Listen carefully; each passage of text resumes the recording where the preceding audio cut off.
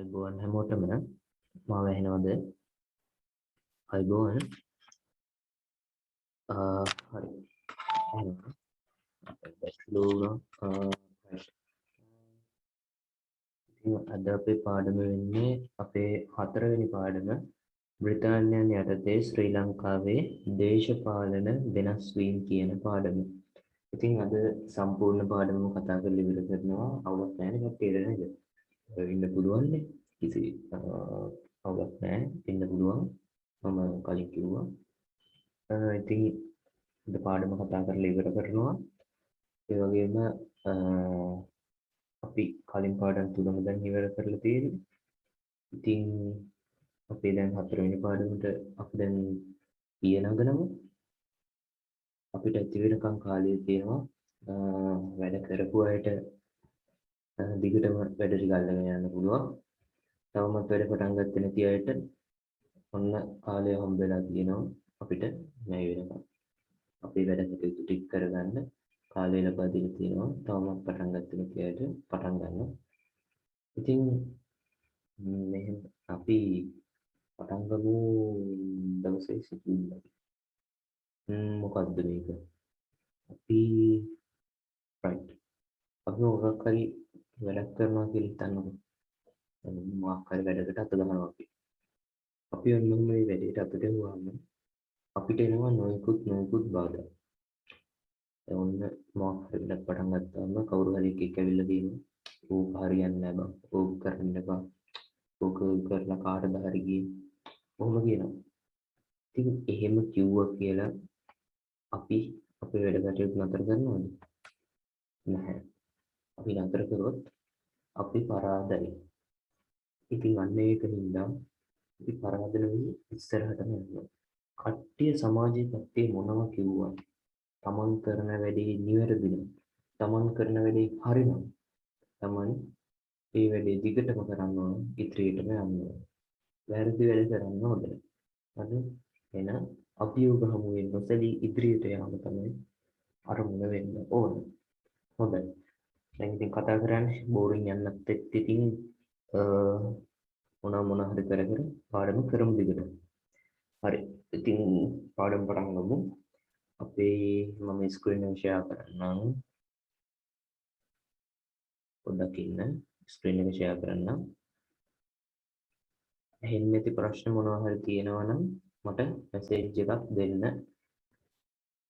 බ්‍රිතාන්‍යයන් යටතේ ශ්‍රී ලංකාවේ දේශපාලන වෙනස් වීම කියන පාඩම තමයි අද අපේ මාතෘකාව. සුනාමියක් වගේ පින්තූරයක් තියෙන හින්දා හිතන්න එපා සුනාමි ගැන කියලා. සුනාමි ගැන නෙවෙයි, භූගෝල විද්‍යාව නෙවෙයි, ඉතිහාසය. ඒක නිසා මේ ප්‍රසන්ටේෂන් එකේ තියෙන පික්චර් එක එච්චර ගණන් ගන්න එපා. හරි. ඉතින් අපේ පාඩම තමයි අද බ්‍රිතාන්‍යයන් යටතේ ලංකාවේ දේශපාලන වෙනස් වීම කියන පාඩම. ඉතින් ඔන්න මොන වැඩ කරක් කමන්නේ පාඩම අහගෙන ඉන්න. මේ පාඩම් ටික කරගන්න පුළුවන් වෙයි. මේ 4 වෙනි පාඩම. හොඳයි. මම දැන් පාඩමට බහින්න යන්නේ. කට්ටිය තියෙන හොඳට අහගන්න. 1915 වර්ෂයේදී අපේ උඩරට රාජධානිය යටත් වුණා කියලා අපි කතා කළා. ඉතින් යටත් වෙලා 1948 වර්ෂයේදී ශ්‍රී ලංකාවට නිදහස ලැබෙන කම්ම අපේ වසර කීයක් යටත් වෙලා තිබුණද ලංකාව බ්‍රිතාන්‍යයට? වසර 133ක කාලයක්. මේ තියෙන රතු පාටේ වසර 133ක කාලයක් තිස්සේ රට යටත් වෙලා තිබුණා අපේ දිවයින බ්‍රිතාන්‍ය පාලනයට. ඉතින් ඒ අතරේ විවිධ සටන් ක්‍රම ඇති වුණා කියලා අපි කතා කරා. ඔයාලට මතක ඇති වර්ෂ දෙකකදී සටන් ඇති වුණා. එක සටනක් ආරම්භ වුණා 1815 දී මේක අපේ ලංකාව යටත් කරගත්තන් පස්සේ 1000 විවිධ කණ්ඩායම් ආවා අපේ රටට. එතකොට 1818 දී සටනක් ඇති වුණා.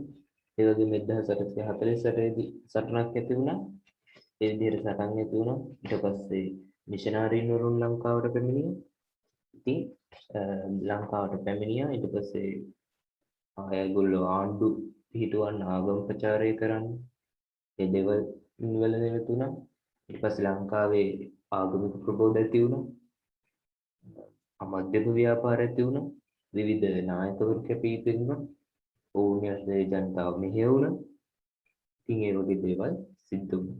දැන් ඕගොල්ලන්ට පාඩම බැලුවහම තේරෙනවා ඇති මේ පාඩම් එකිනෙකට දම්වලක පුරු මෙන් ඇමිනී ඇති බව. එකිනෙකට බද්ධ වෙලා තියෙන ඔක්කොම පාඩම්. දැන් මේ පාඩමේ 3 4 2 3 4 ඔය ඉතිහාසයේ එකින් එක බද්ධ වෙලා තමයි අපිට පාඩම් ටික වැටලා තියෙන්නේ. ඉතින් අපේ රට වසර 133ක කාලයක් සමස්ත දිවයිනම බ්‍රිතාන්‍ය පාලනයට යටත් වෙලා තිබුණා. ඉතින් එහෙම යටත් වෙලා තිබිලා බ්‍රිතාන්‍යයන් විසින් විවිධ ආණ්ඩු ක්‍රම ප්‍රතිසංස්කරණ කිහිපයක් මෙරටට හඳුන්වා දුන්නා. අපිට කලින් ඉගෙන අපි කලින් ආණ්ඩු ක්‍රම ප්‍රතිසංස්කරණ ගැන අහලා තියෙනවා. පෝල් බ්‍රූක්, කැමරන්, ඊට පස්සේ ওই විදිහට විවිධ ඇවිල්ලා තියෙනවනේ ක්‍රූ මැකලන් ආණ්ඩු ක්‍රම ප්‍රතිසංස්කරණය. ඒ වගේ විවිධ ආණ්ඩු ක්‍රම ප්‍රතිසංස්කරණ ඇවිල්ලා තියෙනවා. තව එකක් පාව ඩොනමෝර් ඒ වගේ ඇවිල්ලා තියෙනවා. ඉතින් මෙන්න මේ ප්‍රතිසංස්කරණ වලින් සෑහීමකට පත් වෙලා තිබුණ නැහැ අපේ රටේ පාලනය කටයුතු වලදී ස්වදේශිකයන්ට පවරපු බලතලයෙන්ම අඩු වෙලා තිබුණා මෙන්න පාලන ක්‍රම යටතේ. ඉතින් උද්ඝෝෂණ ක්‍රියාත්මක වුණා 1948 වර්ෂයේදී පාලන බලය ලාංකිකයන්ට ලබා ගැනීමට හැකි වෙන්නේ මේ උද්ඝෝෂණ ක්‍රමත් විශේෂයෙන් අපිට බලපෑවා. ඉතින් 1948 වර්ෂයේදී පාලන බලය ලාංකිකයන්ට ලබා ගන්න උද්ඝෝෂණ වල ප්‍රබල ප්‍රතිඵලයක් ඇති වුණා. විවිධ උද්ඝෝෂණ කිහිපයක් මේ පාර්ලිමේන්තුවේ සඳහන් වෙනවා. ආණ්ඩු ක්‍රම ප්‍රතිසංස්කරණ පිළිබඳව මේ පාඩමේ සඳහන් වෙනවා. පාඩමේ හැඳින්වීමක් තමයි ඒ අපි ගත්තේ. හොඳයි. එහෙනම් අපි යමු දැන් 1833 කෝල්බ්‍රූක් ප්‍රතිසංස්කරණයට. 1815 වර්ෂයෙන් පස්සේ බ්‍රිතාන්‍ය ආණ්ඩුකාරවරුන් ලංකාවේ පාලන කටයුතු ගෙන යාමේදී රජයේ ආදායමට වඩා වියදම් පක්ෂය ඉහළ ගිහිල්ලා තියෙනවා. රජයේ ආදායමට වැඩිය වියදම ඉහළ ගිහිල්ලා තියෙනවා. ඒකෙන් රජය දුප්පත් වීමක් වගේ වෙලා තියෙනවා. එතකොට මේ හේතුව නිසා ලංකාවේ ආණ්ඩුකාරවරුන්ට මෙරට වියදම පියවා ගැනීමට වරින් වර බ්‍රිතාන්‍ය ආණ්ඩුවේ මුදල් ඉල්ලා සිටීමට සිද්ධ වෙලා තියෙනවා. වර්තමානය හා සමානයිනේ. වර්තමානයේ මුදල් හිඟ තියෙනවා. අතීතයේදී එහෙම තිබිලා තියෙනවා. ඒ විදිහට යටත් විජිත කටයුතු වලින් තමන්ගේ මව් ආණ්ඩුවෙන් දිගින් දිගටම මුදල් වැය කිරීමේ ප්‍රතිපත්තිය බ්‍රිතාන්‍යයට ඉදිරිපත් වෙලා නැහැ. අන්න ඒ හේතුව නිසා ඒ තත්ත්වය හොයලා බලන මෙච්චර මුදල් යන්නේ ඇයි මේගොල්ලෝ මොනවද මෙච්චර මුදල් වලින් කරන්නේ? ඒ දේවල් හොයලා බලන්න එක්කෙනෙක් එවනවා. කවුද එවන්නේ? එවන්නේ WMG කෝල්බ්‍රූක් කියන යටත් විජිත ලේකම් විසින් පත් කරපු අන්නේ කෝල්බ්‍රූක් කියන තැනත්තා පත් කරලා එවනවා මේ රටට.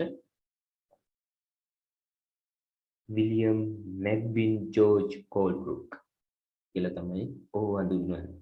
ඔහුව එවනවා ලංකාවේ පැවති තත්ත්වය සොයා බලන්න. ඒ දේවල් සොයා බලලා කටයුතු සිදු කරන්න ඔහුව ලංකාවට එවනවා. එවලා ඒ වගේම මේ රටේ තිබිච්ච අධිකරණ තත්ත්වය සොයා බලන්න නීතිමය නිර්දේශ ඉදිරිපත් කරන්න යටත් විජිත ලේකම් විසින් තවත් කෙනෙක් එවනවා. මොහු වූයේ දේශපාලන හා ආර්ථික කටයුතු පිළිබඳව පැවරී තිබිච්ච දේවල් හොයලා බලන්න කෝල්බ්‍රූක් කිව්වා.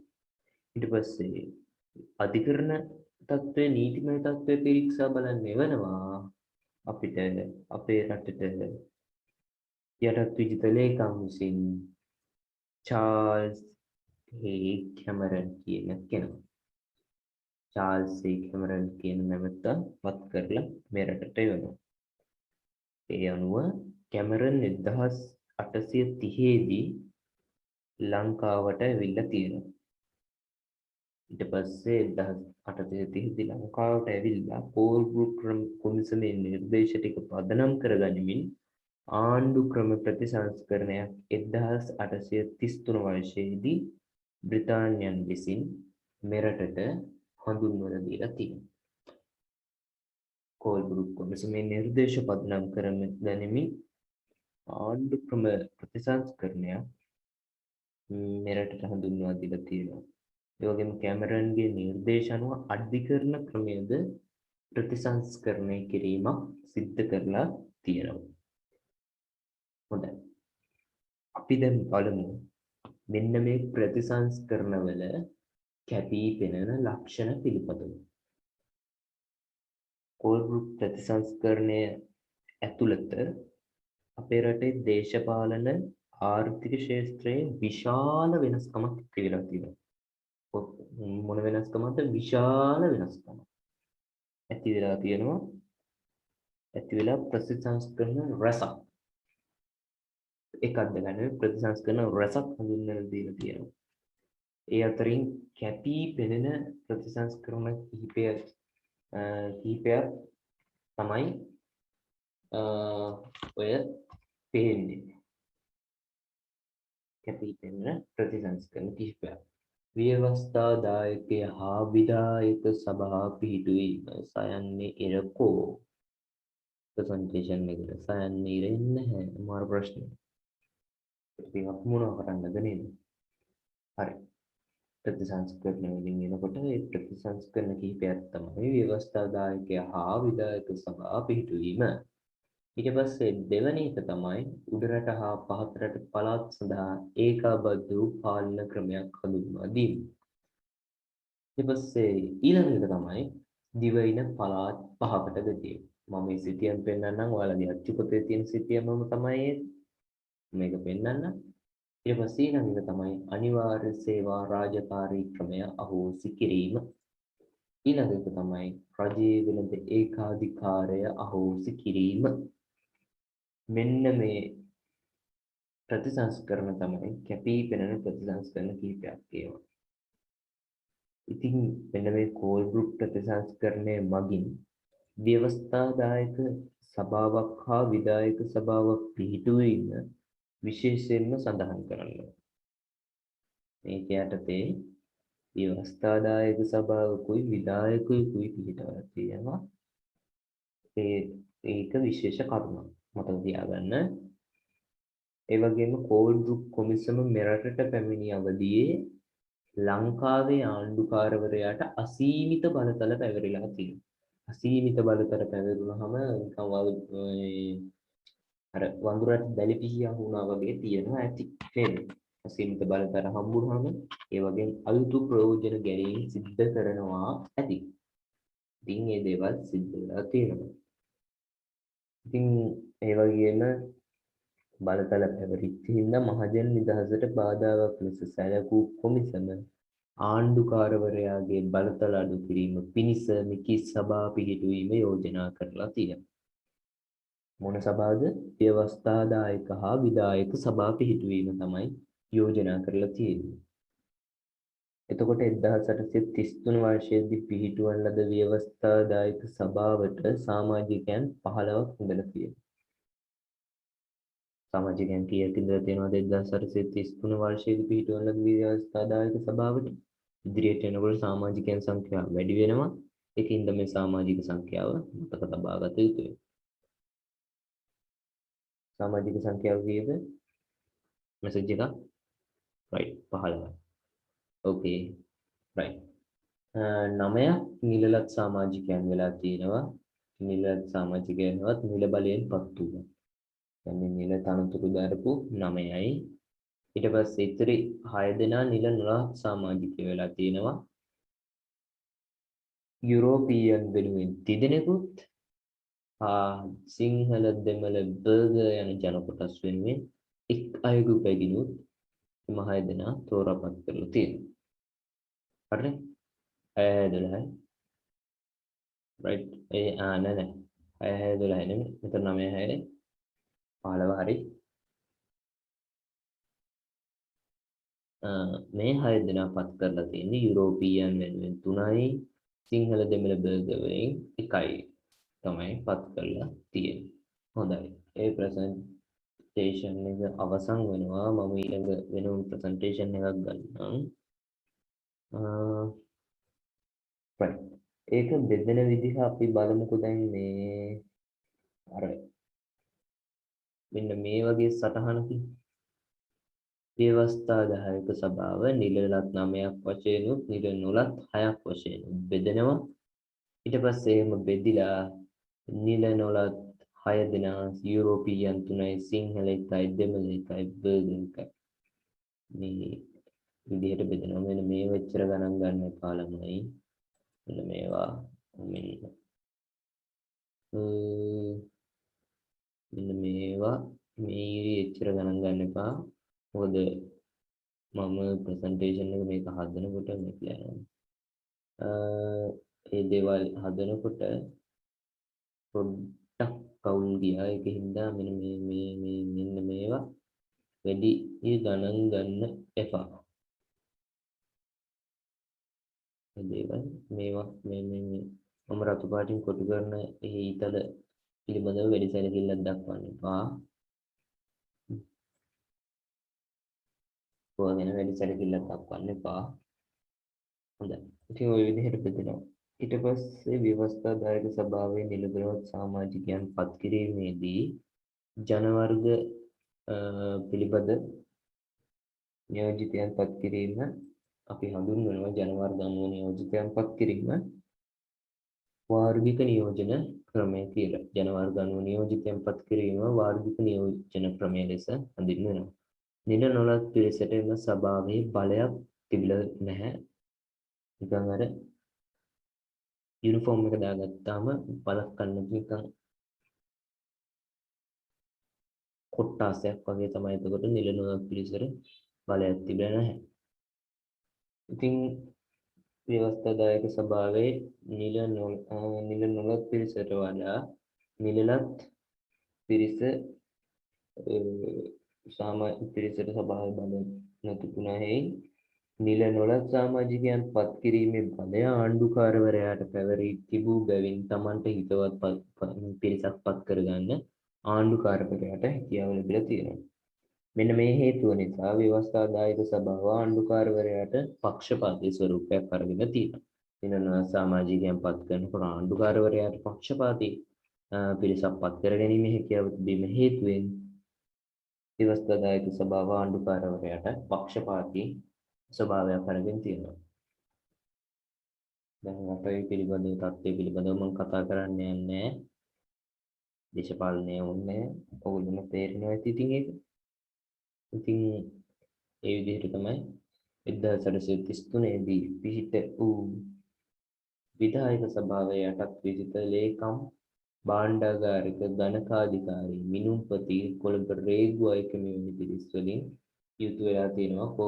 යුතු වෙලයි කෝල් ගෲප් විසින් නිර්දේශ කරලා තියෙනවා. 1833 පිට වූ විධායක සභාවේ යටත් විසිත ලේකම් භාණ්ඩාගාරික ගණකාධිකාරී මිනුම්පති කොළඹ රේගු අයිකමැනි පිරිස් ඇතුළත් යුතුයයි කෝල් ගෲප් විසින් නිර්දේශ කරලා තියෙනවා.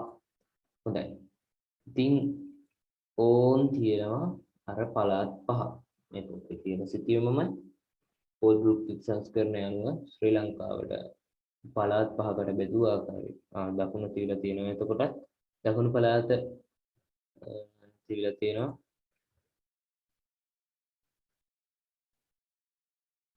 ඉතින් දකුණු පළාත, මධ්‍යම පළාත, නැගෙනහිර පළාත, බස්නාහිර පළාත, උතුරු පළාත වශයෙන් පළාත් පහක් තිබිලා තියෙනවා. අපේ එතකොට දැන් දකුණු පළාත යන්නේ අපේ මෙන්න මේ හරියින් වගේ දැන් දකුණු පළාත යන්නේ පෑන්කෝ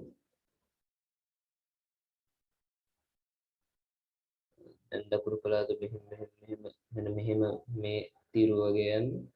ඊපස්සේ නැවත මෙන්න මෙහෙම බෙදෙනවා. ඔන්න ඔය විදිහට තුනට බෙදිලා ආයි මේකත් බෙදිලා මෙහෙම ආයි මේක මෙතනින් කෑල්ලක් මෙහෙම වෙන් වෙලා මේ කෑල්ල මෙහෙම ගිහින් ඊට පස්සේ මේක මෙහෙම ඔහොම වෙන් වෙලා ඊට පස්සේ මෙතනින් මෙහෙම කෑලි වෙන් වෙලා ප්‍රමලය කොහොම ওই විදිහට වෙන් වෙලා තමයි දැන් තියෙන්නේ. දැන් ලංකාව දිස්ත්‍රික්ක වශයෙන් වෙනස් වෙලා දිස්ත්‍රික්ක 25යි පළාත් 9යි විදිහට තියෙනවා. ඒ කාලේ පළාත් තිබිලා තියෙන්නේ. එතකොට පළාත් 5යි. හොඳයි. ඊළඟට අපි යමු යුරෝපීය උද්ඝෝෂණ වලට.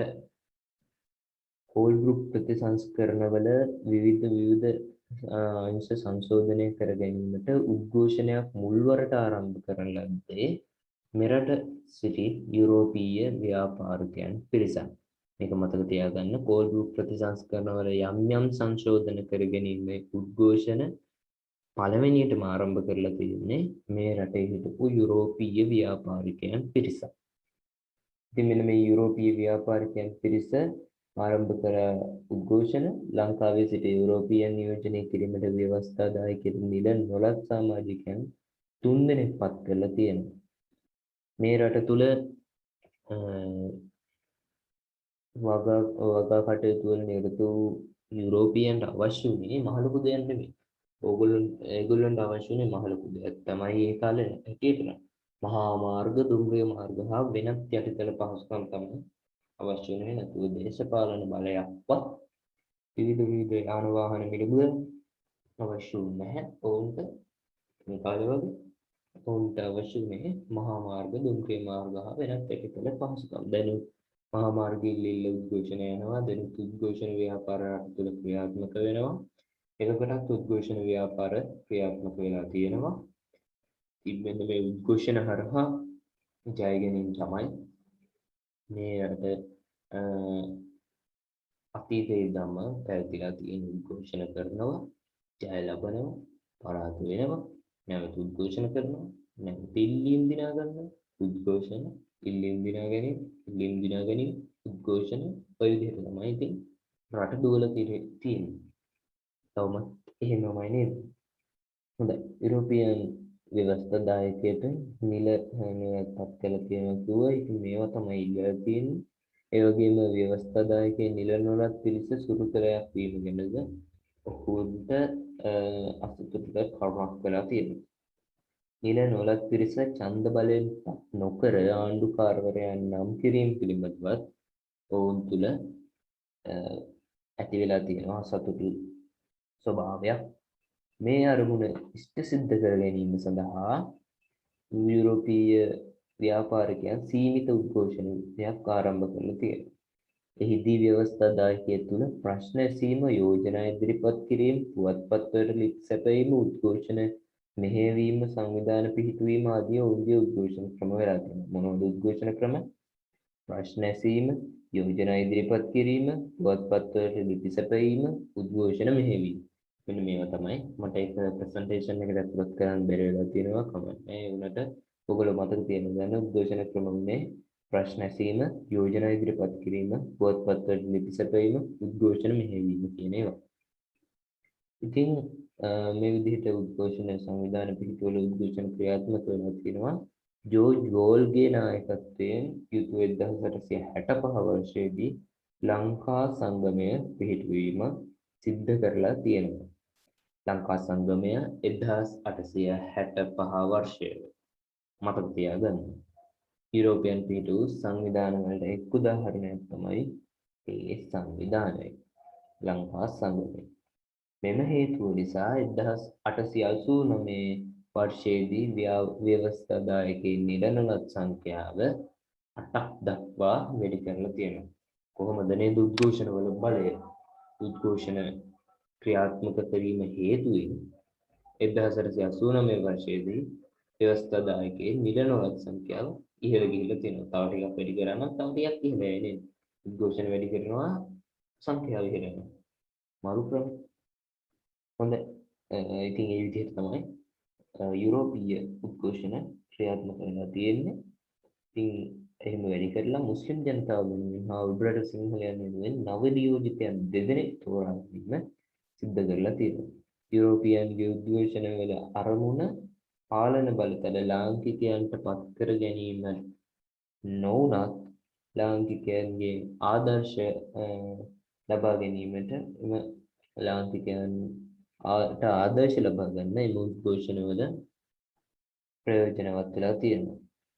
හොඳයි. අපි දැන් බලමු 1910 ප්‍රතිසංස්කරණය හා පසුබිම පිළිබඳව. ඒ යටතේ ලාංකික මධ්‍යම පන්තියේ ඉල්ලීම් කරනවා. හරි. පූල්පුරු ප්‍රතිසංස්කරණය නිසා 19 වන සියවස තුළ මෙරට ආර්ථිකමය හා සමාජීය වශයෙන් පුළුල් පරිවර්තනයක් සිද්ධ වෙලා තියෙනවා.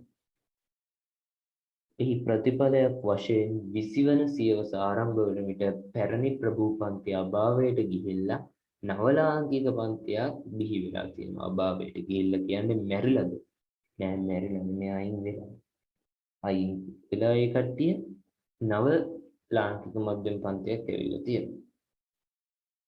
ඊට පස්සේ 1833 වර්ෂයේදී ගත වූ වසර 70ක පමණ කාලය තුලදී මෙරට දේශපාලන ක්‍රමයේ වෙනසක් සිදු වෙලා නැහැ. ආර්ථික හා සමාජීය වෙනස් වීම් වලට සාපේක්ෂව දේශපාලන ක්‍රමේ නම් කිසිම වෙනසක් සිදු වෙලා නැහැ. 1833 ඉඳන් ගත වූ වසර 70ක පමණ කාලය තුලදී. ඊට පස්සේ ලාංකික මධ්‍යම පන්තිය මේ ගැන අසතුටින් ඉඳලා තියෙන අය හේතුවෙන් 1908 සිට 1909 කාලයේදී ඔවුන් ආණ්ඩු ක්‍රම ප්‍රතිසංස්කරණයක් මෙරටට අවශ්‍ය බව පුළුල් ලෙසම ඉල්ලීම් ඉදිරිපත් කිරීම සිද්ධ කරලා තියෙනවා.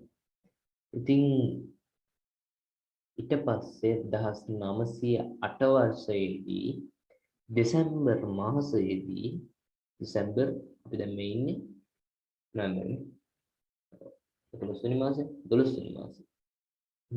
දෙසැම්බර් මාසයේදී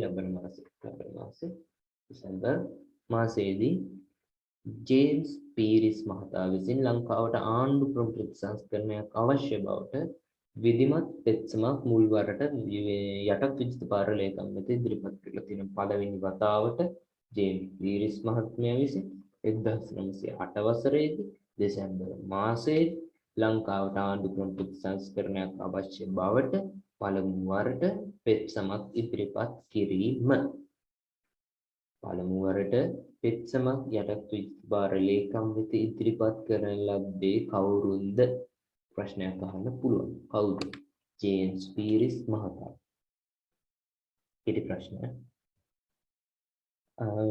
මුල් වරට ඉදිරිපත් කළා තියෙනවා. ඊට පස්සේ තවත් සංවිධාන කිහිපයක් මෙබඳුම පෙත්සම් ඉදිරිපත් කළා. මුල් ආරම්භය දුන්නා, මුල් පුෂ්‍ය මුල් තල්ලුව දුන්නාම ඊට පස්සේ වට කරනවා. I think කොහොමද? නෑ.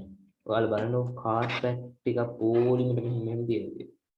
පළවෙනි කාඩ් පැක් එකට ටික් ගල් පාරක් දුන්නවා. ගල ඔක්කොම ටික වැටිගෙන යන පොලි. පොඩි තල්ලුවක් කරලා දෙන්නවා. අන්න මගේ බොක්ස් එක වැටෙනවා. මේ තල්ලුවක් දුන්නාට බොක්ස් එක දින කැලිවර් කරනවා. ඒක පස්සේ බලන්න. ඒ විදිහට පොඩි තල්ලුවක් දුන්නාම කොහොම ටික පිළිවෙලට වැටිගෙන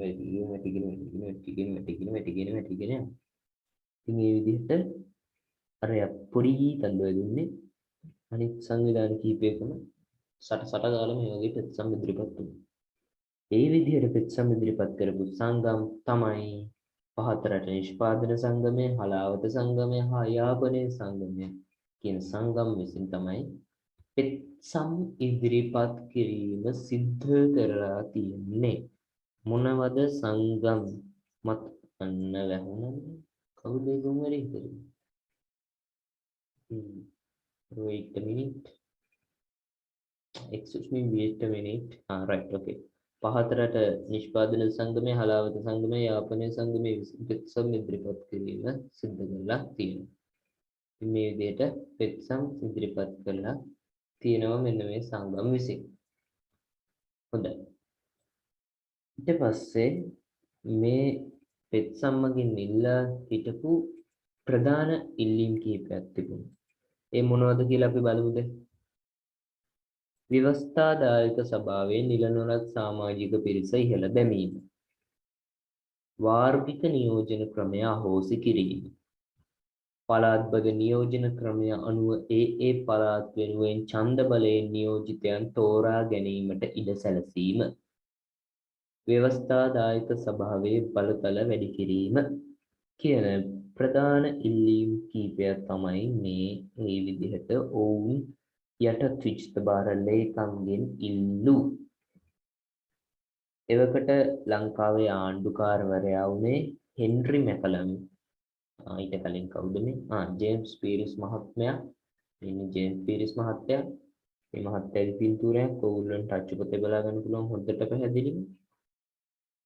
ඉතින් ඔන්න මේ මහත්තයා ගිය ඊට පස්සේ ඒ කාලේ ලංකාවේ ආණ්ඩුකාරවරයා වෙලා තියෙන්නේ හෙන්රි මැකලම්. කවුද? හෙන්රි මැකලම් යටතේ තමයි මැකලම් ආණ්ඩු ක්‍රම ප්‍රතිසංස්කරණය කූ මැකලම් මතකද? කූ මැකලම් ආණ්ඩු ක්‍රම ප්‍රතිසංස්කරණය මතකයි නේ? මතකයි. පොත මේ මතක නැති කෙනෙක් ඉන්නවනම් පොත කියවලා තිබ්බනම් ඒත් මතක් වෙන්න ඕන. හෙන්රි මැකලම්ගේ ලාංකිකයන්ගේ ඉල්ලීම් වලට විරුද්ධ වෙලා තිබුණා. දෙන්න හිතනවා ඉතින් නේද? ලංකාවේ මිනිස්සුන්ගේ ඉල්ලීම් වලට විරුද්ධ වෙනකොට ලංකාවේ අයිතිකාරයෝ ඉල්ලන දේවල් වල පිටරට අයිතිකාරයෝ රජ කරගෙන ඇවිල්ලා ලංකාවේ මිනිස්සුන්ට ඒවා දෙන්නේ නැති වුණොත් දෙන්නේ හිතනවා ඉතින් අපිට නේද? ඉතින් මේ විදිහට ඉල්ලීම් වලට විරුද්ධ වෙලා තියෙනවා. පෙත්සම් ඉදිරිපත් කරපු පුද්ගලයන් හා සංවිධාන පොදු ජනතාව නියෝජනය නොකරන බවට ඔහු තර්ක කරලා තියෙනවා. ඒ කියන්නේ පෙත්සම් වලින් ඉදිරිපත් කරපු පුද්ගලයන් ඒ කවුද මේ ඉදිරිපත් කරේ? ජේම්ස් පීරිස් මහත්මයා. එතකොට පහතරට නිෂ්පාදන සංගමයේ වගේ සංගම් වලින් ඉල්ලපු ඒවා මේගොල්ලෝ කියනවා පොදු සංවිධාන ජනතාව නියෝජනය කරන්නේ නෑලු ඒවා. ඒ කියන්නේ පෞද්ගලික අරමුණු මත තමයි මේගොල්ලෝ ඉල්ලලා තියෙන්නේ. මේ විදිහට 31ක් නෙමෙයි මේගොල්ලෝ මෙහෙම දෙන්නේ. ඉතින් මේ තර්කය ගෙනල්ලා තියෙනවා. ඒ හිම ගෙනාවත් ආණ්ඩු ක්‍රම ප්‍රතිසංස්කරණයක් අවශ්‍ය බවට මතුවෙමින් තර්කානුකූල අදහස් නොසලකා හැරීමට යටත් විජිත කාර්යාලයට හැකියාවක් තිබිලා නැහැ.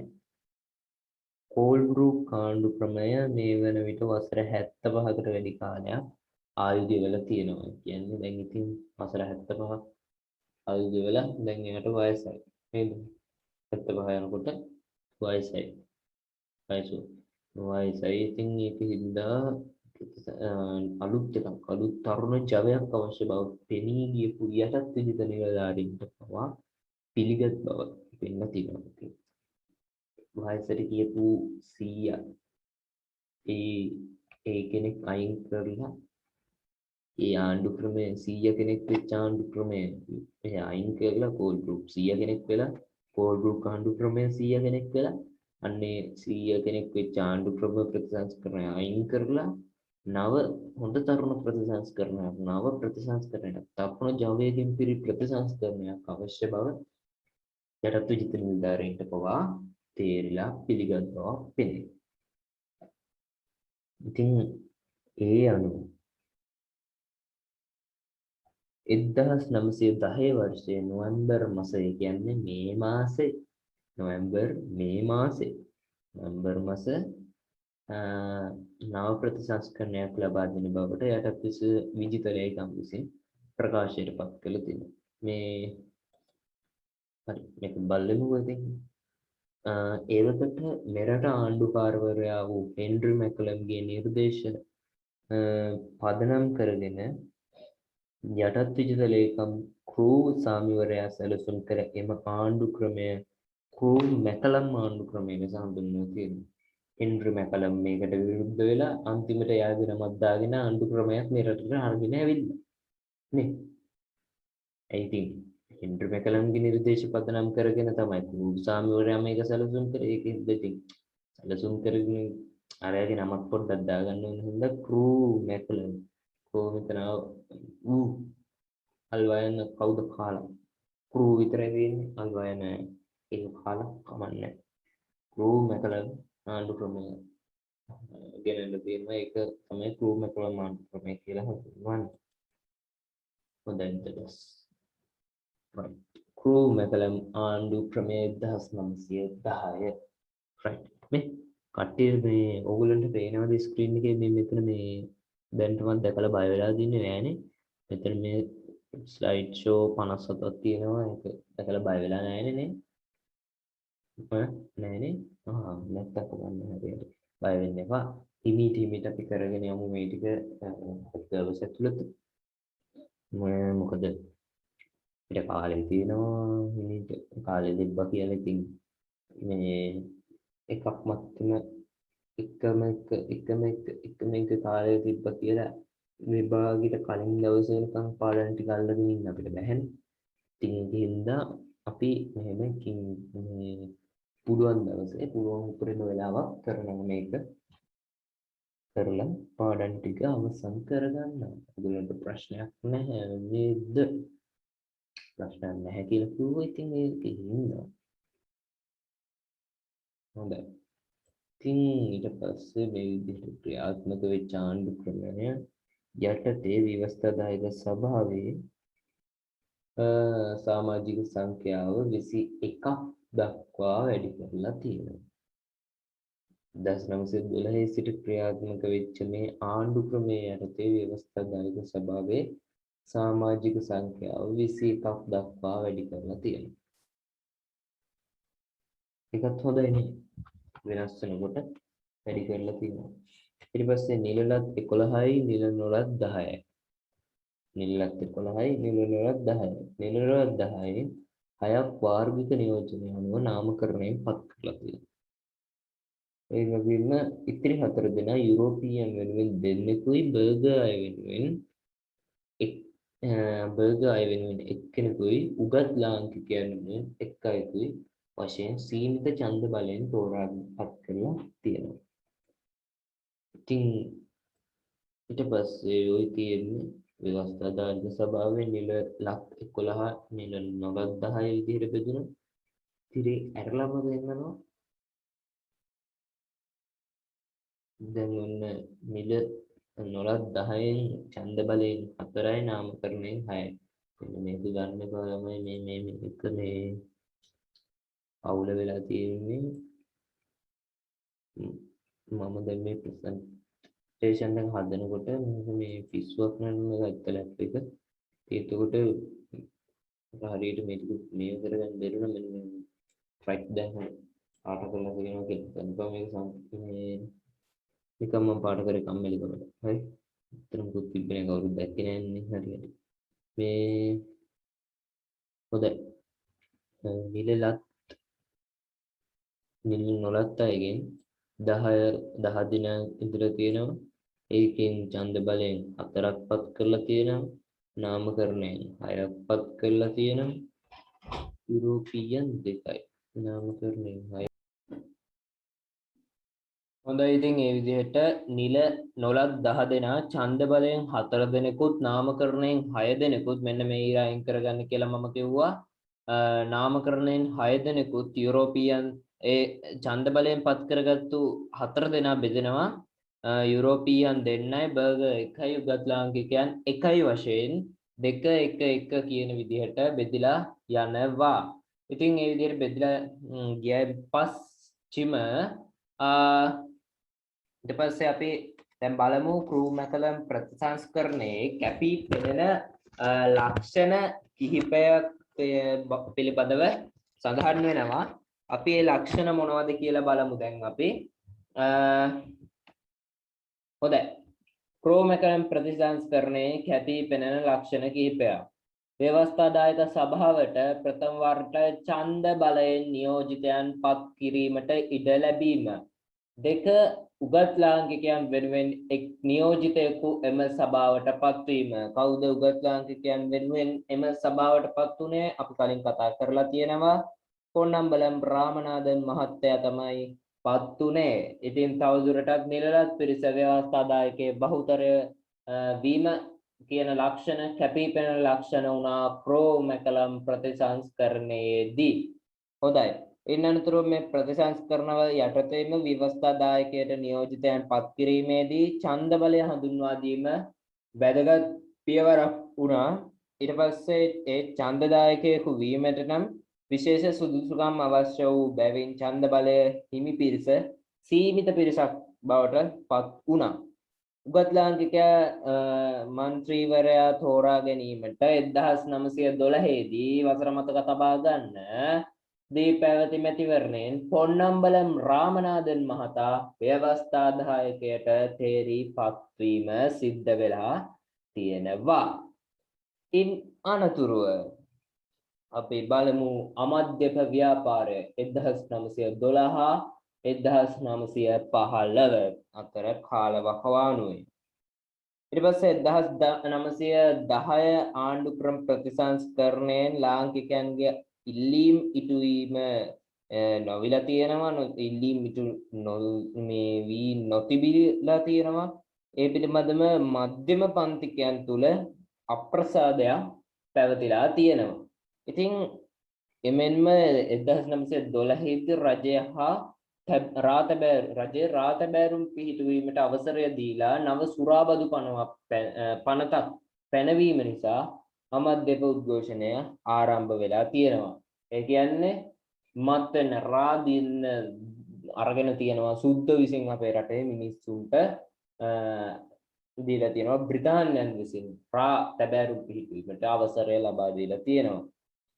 මෙම හේතුව නිසා තමයි අමධ්‍යක ව්‍යාපාරය ගොඩනැගිලා තියෙන්නේ. අමධ්‍යක උද්ඝෝෂණ 1912 දී රජයේ සුරාබදු පනතට එරෙහිව පැන නැගිනුයි. මොකට එරෙහිවද? පනතට එරෙහිවයි පැන නැගුණේ. බ්‍රිතාන්‍ය පාලන සමයේ රට තුළ මධ්‍යසාර භාවිතය ඉහළ යාම නිසා ආගමික පුනරුද්ධ ව්‍යාපාරය තුළින් අමධ්‍යක ව්‍යාපාරයකුත් ආරම්භ වුණ ආකාරය පිළිබඳව අපි කතා කරා. අර මේ ආගමික පුනරුද්ධය ඇති වුණා කියලා කිව්වා අපේ පිටියේ අර තුන්වෙනි පාඩමේදී ඔය කිව්වේ කවුද? තික්කඩුවේ ශ්‍රී සුමංගල හිමියන්. එතකොට වාරියපොළ හිමිවරු. එතකොට ඒ විදිහට මාව ඇහෙනව නේද හොඳට? ඇහෙනවනේ? ඇහෙනවද? හරි. ඊට පස්සේ අර කිව්වේ මේ කවුද? වස්කඩුවේ ශ්‍රී සුභූති හිමි. එතකොට හෙන්රි ස්ටිල්ලෝල්කට්තුමා. ඊට පස්සේ පූජ්‍ය රත්මලානේ ශ්‍රී ධම්මාරෝක හිමි. හෙන්රි ස්ටිල්ලෝල්කට්තුමා කිව්වා. ඊට පස්සේ පූජ්‍ය පොතුවිල ඉන්ද්‍රජෝති හිමි. ඒ වගේ හිමිවරු යටතේ බෞද්ධ පුනරුද්ධ ව්‍යාපාරය ආරම්භ වුණා. තව හිටියා සෙට් එකක් හිටියා. මම මුලින්ම මතක් කරගෙන යන්නම් ඒ කට්ටියවම. පූජ්‍ය මිගෙට්ටුවත්තේ ගුණානන්ද හිමියන්ගේ මූලිකත්වයෙන් ක්‍රිස්තියානි පක්ෂය සමග පැවැත්වෙච්ච වාද විවාද තිබුණා කියලා මම තුන්වෙනි පාඩමේදී කියලා දුන්නා. ඒ ක්‍රිස්තියානි පක්ෂය සමග විවිධ වාද විවාදවලදී පූජ්‍ය හික්කඩුවේ ශ්‍රී සුමංගල හිමි, පූජ්‍ය වස්කඩුවේ සුභූති හිමි, පූජ්‍ය පොතුවිලි ඉන්ද්‍රජෝති හිමි, පූජ්‍ය රත්මලානේ ධම්මාලෝක හිමි වැනි උගත් හිමිවරුන්ගේ සහාය ලැබිලා තියෙනවා. ඊට අමතරව හෙන්රි ස්ටිල්ලෝල්කට්තුමා ඒ බෞද්ධ පාසල් ක්‍රියා කරවීමට ඒකත් බෞද්ධ පුනරුද්ධය හා සම්බන්ධයි. ඒ සඳහා අපිට සම්බන්ධ වුණ හෙන්රි ස්ටිල්ලෝල්කට්තුමා, පූජ්‍ය හික්කඩුවේ ශ්‍රී සුමංගල හිමි, පූජ්‍ය රත්මලානේ ශ්‍රී ධම්ම ලෝක හිමි, පූජ්‍ය වස්කඩුවේ ශ්‍රී සුභූති හිමි, පූජ්‍ය මිගෙට්ටුවත්තේ ගුණානන්ද හිමි, දොන් කරෝලි සේවා විතරණ මහතා මාරිස්ත, සිල්වා බඩුවන්තුඩාවේ මහතා, දුන්නේ ස්පෙක්ටර් සේනානායක මහතා, අනගාරික ධර්මපාල තුනාජිර දියස් මහතා කියන මහත්වරුන්, ඒ වගේම වලිසිංහ ආරච්චන්ද්‍ර මහත්මයා වගේ මහත්වරුන් ඒ බෞද්ධ පුනරුද්ධයේ කැපී පෙනෙන මහත්වරුන් බවට පත් වුණා. පියදාස සිරිසේන මහත්තයා, ජෝන්ද සිල්වා මහත්තයා වැනි මහත්වරුන් ඒ බෞද්ධ පුනරුද්ධ ව්‍යාපාරයේදී අපිත් එක්ක ඒ අත්වැල් බැඳගත්ත පුද්ගලයන් තමයි ඒක අපි තුන්වෙනි පාඩමේදී සාකච්ඡා කරවන තුන්වෙනි පාඩමත් යන්තම් පොඩ්ඩක් උඩින් මතක් කරගෙන ගියා බෞද්ධ පුනරුද්ධ ව්‍යාපාරයේ කොටස. ඉතින් මේ ව්‍යාපාරයේදී පංචමහා වාද මතකයිද? පංචමහාවාද බද්දේගම වාදයේ 1865 වරාගොඩ වාදයේ 1865 උද්දන්විට වාදයේ 1866 ගම්පොළ වාදයේ 1871 පන්තර වාදයේ 1873 මම වගේ වතුර වගේ තියෙන්න ඕන හරි කට්ටියට වතුර වගේ තියෙන්න ඕන ඒ මම කතා කරපු ටික අහනකොට ටික් ටික් ටික් ටික් ගාලා අර වතුර වගේ එන්න පුළුවන් වෙන්න ඕන හරි දැන් පාඩම කරා නම් කරපු දේ හොඳට ඔළුවට දා ගන්න ඕන ඔළුවට දාගෙන දරිපිටි ගාලා අහනකොට ප්‍රශ්න පත්‍රය අතට දුන්නාම Tamanට මේක දැකපු ගමන් hina යන තත්ත්වයක්. ඒ කියන්නේ hina යන තත්ත්වයක් කියන්නේ හදපු වන්සර ඒ විදිහට hina වෙන තත්ත්වයක් නෙමෙයි. දැකපු ගමන් Tamanට සතුටට තමන් මේ පාඩම් කරපුවා නේද කියලා මතක් වෙන විදිහටම hina වෙන තත්ත්වයක් උදා වෙන්න ඕන ප්‍රශ්න පත්‍රයේ අපේ අතට හම්බුනහම අන්න ඒ විදිහට වතුර වගේ කටපාඩම් වෙන්න ඕන. ඒ විදිහට පාඩම් වුණාම අපේ අතට ඔන්න අර සර් ගෙනල්ලා දෙනවා ප්‍රශ්න පත්‍රය අපේ අතට. අපි එතකොට ප්‍රශ්න පත්‍රය ගන්නවා අතට. අරගෙන ප්‍රශ්න පත්‍රය ලියනවා විභාග අංක දානවා ඒ ටික දාලා විගරනවා ප්‍රශ්න පත්‍රය. මෙන්න બોලේ gediya පිටින් තියනවා ඔක්කොම ටික අපි පාඩම් කරපුවා එකක් නෑර. එතකොට Tamanට දැනෙන සතුට අන්නේ ඒ සතුට දැනෙනවා Tamanට. දැනෙන ගමන් ඔන්න පටන් ගන්නවා මුල ඉඳන් දෙනවා යටි හැලෙන්න ලියාගෙන යනවා දිගට. අන්නේ ඒ தත්තරපත් වෙන්න ඕන. පාඩම් කරනකොට පාඩම් කරන්න ඕන හොද්දට මොලේට දා ගන්න ඕන. වෙන බහූත මොලේට දාගෙන හරියන්නේ නැහැ. පාඩම් කරගන්න ඒ දේවල් විතරක් දාගෙන මොලේ බෙදාගෙන මැජික් කරගෙන ලස්සන්ට යන්න ඕන. රයිට්. අපි යමු ඉස්සරහට. ඊට පස්සේ ඕකේ දැන් පාඩමට කමින් ආගමික පුනරුද්ධයට හා බැඳී අමධ්‍යප කටයුතු වල අරමුණු උනේ මධ්‍යසාර භාවිතය අනිශ්චි විපාක ජනතාවට පැහැදිලි කරලා දෙන්න තමයි ඔවුන්ගේ අරමුණේ උනේ සහ ඔවුන්ින් මුදවා ගැනීම. රයිට්. ඔවුන්ින් මුදවා ගැනීමයි අනිශ්චි විපාක ජනතාවට පැහැදිලි කරලා දීමයි තමයි ඔවුන්ගේ අරමුණු උනේ. මධ්‍යසාර භාවිතය අනිශ්චි විපාක පැහැදිලි කරලා දීලා මුදවා ගැනීමට මේපත් වුණා. එහෙත් 1912 අමධ්‍යප උද්ඝෝෂණ රාජ්‍ය සුරාබදු ප්‍රතිපත්තියට එරෙහිව පැන නැගුණා. මොකද්ද වෙලා තියෙන්නේ?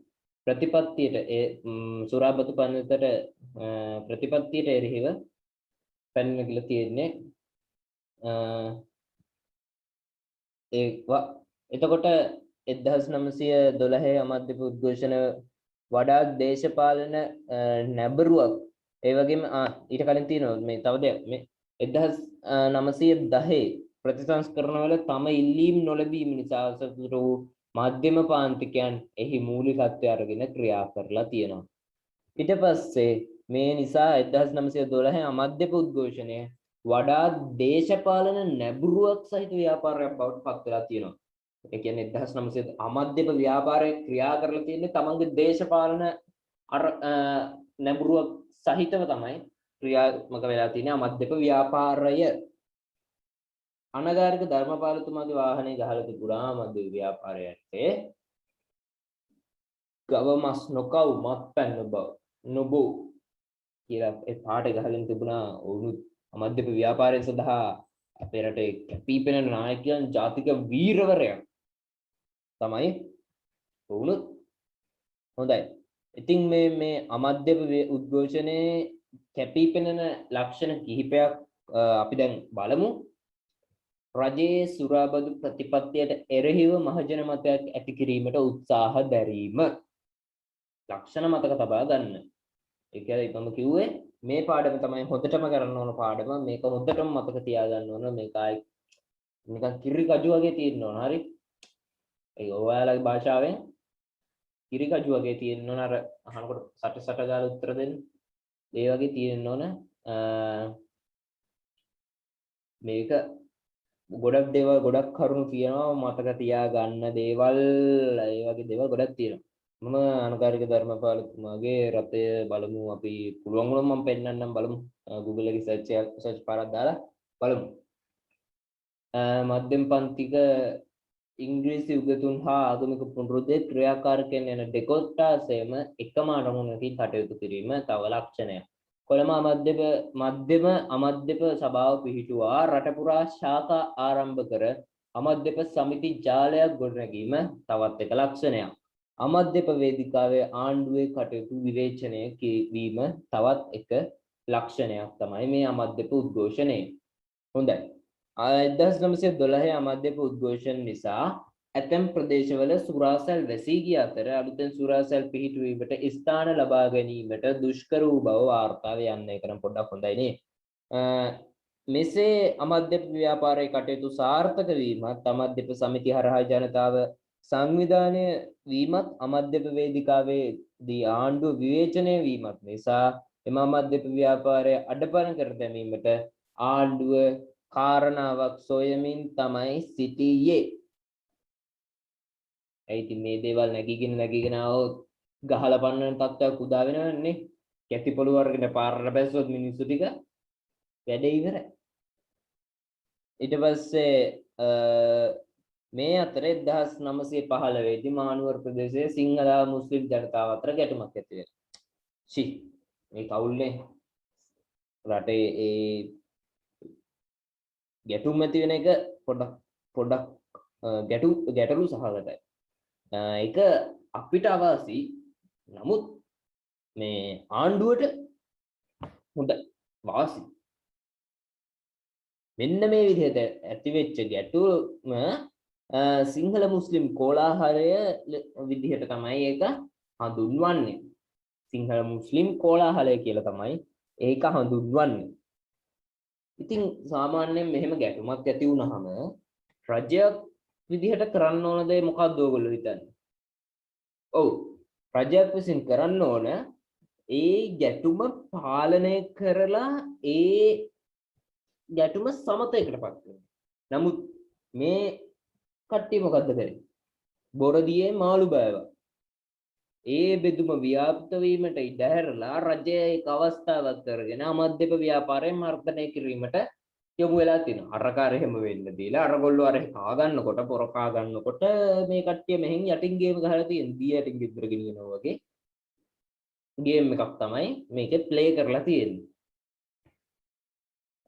ඊට පස්සේ රජයේ අමධ්‍යප නායකයන් රසක්ම අත්අඩංගුවට අරගෙන තියෙනවා. මෙන්න මේ හේතුව නිසා. ඊට පස්සේ මේක මර්ධනය හමුවේ අමධ්‍යප ව්‍යාපාරයේ සිංහල පුවත්පත් කිහිපයක්ද තහනම් කරලා තියෙනවා.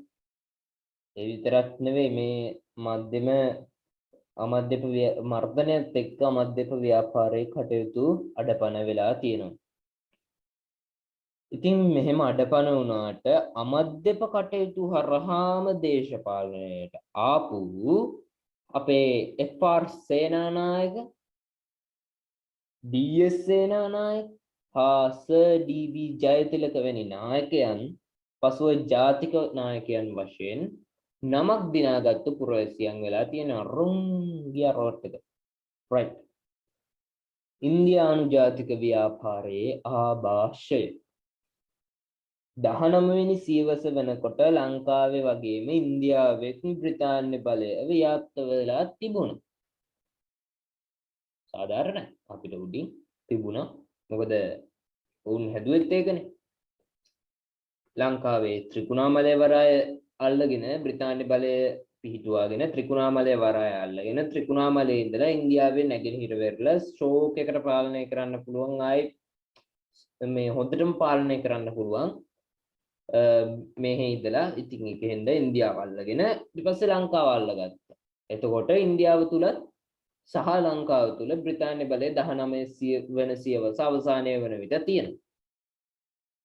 දෙවෙනි පාඩමේ කතා කරා බ්‍රිතාන්‍යයන් අපි ලංකාව අල්ලා ගැනීමට හේතු මතකද? ත්‍රිකුණාමලයේ වරාය ස්වභාවික වරායක් බවට පත් වීම. තව මොනවද? ලංකාවේ පිහිටීම ඒක ප්‍රධාන වශයෙන් ගත්තාම ඒක ප්‍රධානම හේතු දෙකයි. ලංකාවේ පිහිටීම ලංකාවෙන් කුරුදු වගේ වෙළඳා වටිනාකම් ලබා ගැනීමට හැකියාව තිබීම. ඒ වගේම ඉංග්‍රීසීන් ත්‍රිකුණාමලය වරාය කෙරෙහි සැලකිල්ල යොමු කරාම ඕගොල්ලන්ට මතක ඇති ඒකෙදි කියවුණා ත්‍රිකුණාමලය වරාය බෙන්ගාල බොක්කට මුහුණලා පිහිටා තිබීම සහ සෙකන්ඩ් පොයින්ට් එක විදිහට මම ඕගොල්ලන්ට පැහැදිලි කරලා දුන්නා ඉන්දියාවේ නැගෙනහිර වෙරළේ ඉංග්‍රීසි නාවික බලය රැක ගැනීමට එම වරායේ පිහිටීම වැදගත් වීම. ඒ කියන්නේ ඉංග්‍රීසීන් විසින් ඉන්දියාවේ නැගෙනහිර වෙරළේ ඉංග්‍රීසිගේ නාවික බලය ස්ථාපනය කරලා තිබුණා. ඒ හේතුව නිසානේ ලංකාවේ වරායේ ඉඳලා ඉන්දියාවේ නැගෙනහිර වෙරළේ ඉංග්‍රීසි නාවික බලය රැකගන්නේ. කටයුතු කරන්නේ. ඉතින් ඒ වගේම තව එකක් තිබුණා ඉසන්දික මෝසම් තුලන් කාලයේ නැව් ආරක්ෂා කර ගැනීමට ත්‍රිකුණාමලය යොදාගත හැකි වීම කියන එක. හොඳයි ඉතින් ඊට පස්සේ මේ විදිහට තිබුණ බ්‍රිතාන්‍ය බලය යටත් විජිතයක් බවට පත්ව තිබූ ඉන්දියාව තුල 20 වන සියවස ආරම්භ වන විට ප්‍රබල ජාතික ව්‍යාපාරයක් ආරම්භ වෙලා තියෙනවා. 1885 වර්ෂයේ ඉඳලා ඉන්දියානු නායකයෝ ශක්තිමත් උද්ඝෝෂණ ව්‍යාපාරයක් දියත් කරලා තියෙනවා. මෙම උද්ඝෝෂණ නිසා 1918 වන විට ලංකාවට වඩා ඉදිරියට ගියපු ආණ්ඩු ක්‍රම ප්‍රතිසංස්කරණයක් ඉන්දියාවට ලබා දීමට බ්‍රිතාන්‍ය පාලකයෝ කටයුතු සිද්ධ කරලා තියෙනවා. සුරේන්ද්‍රනාත් බැනර්ජි, බාල් ගංගාධර තිලක්, මහත්මා ගාන්ධි, ජවහර්ලාල් නේරු වැනි නායකයෝ වැයන්න විතරක් රතු වෙනවා. බ්‍රිතාන්‍යයන්ට විරුද්ධව උද්ඝෝෂණ වලට ඉන්දියාවේ ජනතාව සහභාගී කරගනිමින් ස්වරාජ්‍ය හෙවත් නිදහස දිනා ගැනීමේ ප්‍රබල සටනක් ක්‍රියාත්මක කරා. ස්වරාජ්‍ය තමන්ගේ රාජ්‍ය නිදහස දිනා ගැනීම. ඉතින් මේ විදිහට ක්‍රියාත්මක කරපු ප්‍රබල සටනේදී මහත්මා ගාන්ධි, ජවහර්ලාල් නේරු වැනි නායකයෝ ලංකාවට පැමිණිලා ලංකාවේ අපේ රටේ ජනතාවද අමතීමට ඇමතලා තියෙනවා. මහත්මා ගාන්ධි තුනට ලස්සන කුරුල්ලා පියාඹලා ගියා. මහත්මා ගාන්ධිතුමා 1927 දී ලංකාවට පැමිණිලා දින කීපයක්ම මෙරට රැඳී සිටලා තියෙනවා. ඒ වගේම ඉන්දියානු නිදහස් සටනේ ආభాෂය ලංකාවටත් ලැබිලා තියෙනවා ඒත් සමගම. ඊට පස්සේ බ්‍රිතාන්‍යයට පෙත්සම් ඉදිරිපත් කිරීම හා යටත් විජිතබාර ලේකම් සමග සාකච්ඡා කිරීම වැනි ක්‍රියාමාර්ග වැදගත් දේශපාලන ප්‍රතිසංස්කරණ දිනා ගැනීමට ප්‍රමාණවත් නොවන බව මේ නිසා මෙරට නායකයෝ තේරුම් අරගෙන තියෙනවා. ඒ අනුව 1915 පසුව වඩාත් සංවිධානාත්මක උද්ඝෝෂණ මෙහෙයවීමට මෙරට නායකයෝ කටයුතු කරලා තියෙනවා. අරගොල්ලන්ගෙන් මොනවාම හරි දෙයක් අරගත්තු හින්දා මෙරට නායකයන්ගේ කටයුතු දියුණු වෙලා සංවිධානාත්මක ලෙස උද්ඝෝෂණ වර්ධනය වෙලා තියෙනවා. හොඳයි. ඉතින් මේ ඉන්නේ අපේ මහත්මා ගාන්ධිතුමා. ඉන්දියාවේ. අපේ රටේ නෙමෙයි ඉන්දියාවේ. මහත්මා ගාන්ධිතුමා මෙතුමා නම් දණ්ඩිපා ගමන ක්‍රියාත්මක කරපු මහත්මා ගාන්ධිතුමා තමයි මේ ඉන්නේ. මහත්මා ගති ඇති මහත්මා ගාන්ධි තුමා. හොඳයි. ලංකා ජාතික සංගමය 1915 වර්ෂයේ සිංහල මුස්ලිම් කෝලාහලය අවස්ථාවේදී යුද්ධ නීතිය පැනවීම මගින් ආණ්ඩුව ජනතාවට මර්ධනය කිරීම නිසා පාලන කටයුතුවලදී ලාංකිකයන්ට වැඩි බලතල ලබා ගැනීමේ අවශ්‍යතාව තදින් මතුවලා තියෙනවා. යුද්ධ නීතිය පාවිච්චි කරලා වැඩේ වර්ධගෙන තියෙනවා. ඉතින් ලාංකිකයන්ට වැඩි බලතල ලබා ගැනීමේ අවශ්‍යතාව තදින් එකතුල කැකෑරුම් වෙලා ඉවිල්ලා තියෙනවා. ඒක හින්දා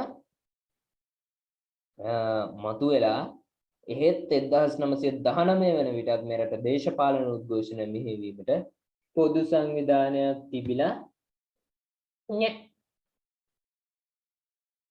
තිබුණේ නෙමෙයි නොතිබුණේ. පොදු සංවිධානයක් මෙහෙයවීමට පොදු සංවිධානයක් බිහිව නොතිබුණි. මේ නයන්න මෙතනට ඇවිල්ලා කොම්බුවක් එන්න ඕන. මේක මෙතන තිබුණි කියන එක නෙමෙයි එන්න ඕන. මෙතන එන්න ඕන බිහිව මේ නයන්න කැපුවා. මෙතන එකතු වුණා. මෙතන නොයන්න එන්න ඕන. නොතිබුණි කියන එක. මේ වන විටත් කුඩා සංවිධාන රැසක් තිබුණ නමුත් එමගින් ප්‍රබල හඩක් නැගීමට නොහැකිය. කොහොමත් එහෙමයි නේද? ප්‍රබල හඬ නගවන්න ප්‍රබල සංවිධාන ඕන. එහෙමත් නැහැ. හැබැයි දන්නවන්නේ පුංචි උන්නත් හරිම සැරයි ගම්මිරිස්සටේ කියලා කතාවක් තියෙනවා. හින්දුවා. ඉතින් ඒ වගේ ඉතින් හොඳ හඩක් නගන්න තිබ්බා. ඒක නමුත් බ්‍රිතාන්‍යත් එක්ක බලනකොට බැරුව ඇති ඒ තත්ත්වෙත් එක්ක ඉතින් අපිට මෙතනින් දැන් නිශ්චය කරන්න බෑනේ ඒ කාලේ නේ. හරි.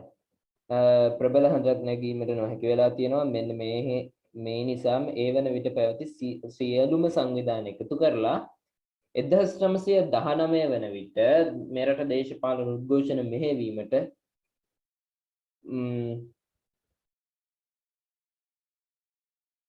පොදු සංවිධානයක් තිබුණා කියලා තියෙනවා මට පැටලුණා. නෑ. හරි. 1919 වන විට ලංකා ජාතික සංගමය පිහිටවලා තියෙනවා. 1919 දෙසැම්බර් මාසයේ තමයි පිහිටවලා තියෙන්නේ ලංකා ජාතික සංගමය.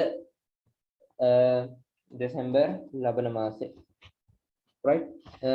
දෙසැම්බර් මාසේ තමයි පිහිටවලා තියෙන්නේ ලංකා ජාතික සංගමය.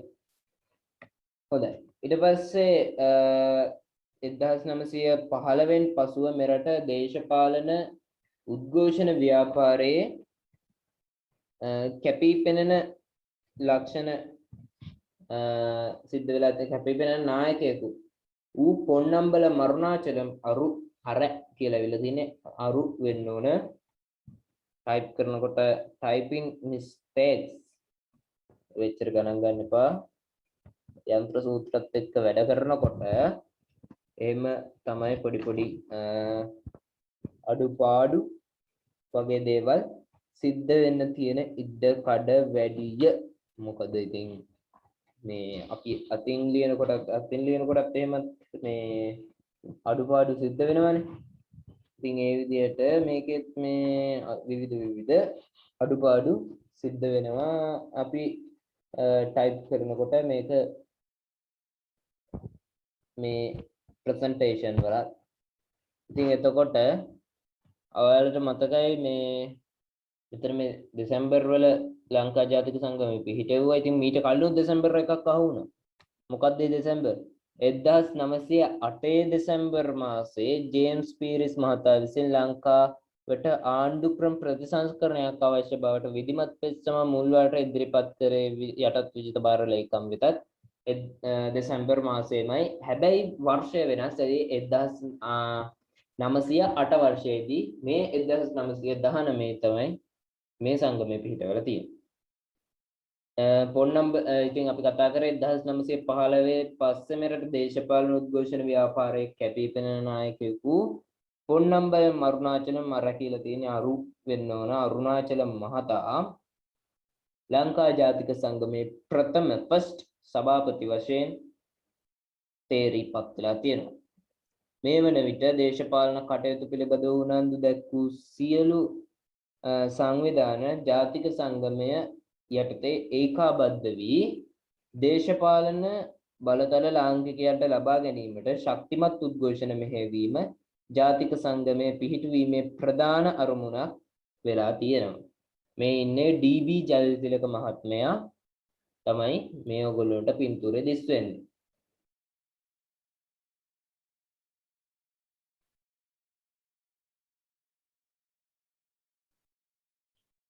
පොදු අරමුණක් සහිතව කටයුතු කිරීම සඳහා සිංහල දෙමළ මුස්ලිම් වැනි විවිධ ජන කොටස් නියෝජනය කළ සංවිධාන රැසක් ලංකා ජාතික සංගමයේ ලෙස එකම සංවිධානයක් තුල එක්සත් වීම මෙරට ඉතිහාසයේ වැදගත් අවස්ථාවක් වෙලා තියෙනවා. හොඳයි. ඉතින් අපි දැන් බලමු මැනින් ආණ්ඩු ක්‍රම ප්‍රතිසංස්කරණය 1920 ක්‍රූ මැකලම් ආණ්ඩු ක්‍රමය ගැන සෑහීමකට පත් නොවෙච්ච ලාංකිකයන් විසින් දිගින් දිගටම මෙහෙයවන ලද උද්ඝෝෂණ හේතුවෙන් 1920 දී මේ ප්‍රතිසංස්කරණය ලැබිලා තියෙනවා.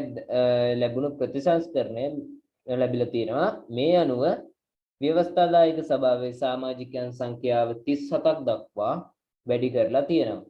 ඒ පිරිසෙන් 14 දෙනෙක් නිලලත් අය වූ අතර 23 දෙනෙකු නිල නොලත් නියෝජිතයෝ වෙලා තියෙනවා.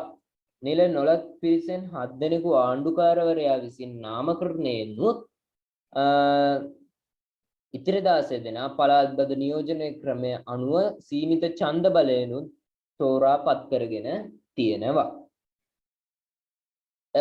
ඒ අනුව නිල නොලත් පිරිස ව්‍යවස්ථාදායකයේ බහුතරය වුවත් තීරණාත්මක අවස්ථාවකදී ආණ්ඩුකාරවරයා නම් කළ 7 දෙනාද නිලලත් 14 දෙනා සමග එකතු වීමේ පසුබිමක් පැවති හේයින් ආණ්ඩුකාරවරයාට පක්ෂපාත බහුතර ඡන්දයක් තිබිලා තියෙනවා. කලිනුත් පක්ෂපාත වෙලා තියෙනවා, දැනුත් පක්ෂපාතයි. හොඳයි. ඒ අපි බලමු දැන් 1920 ප්‍රතිසංස්කරණය.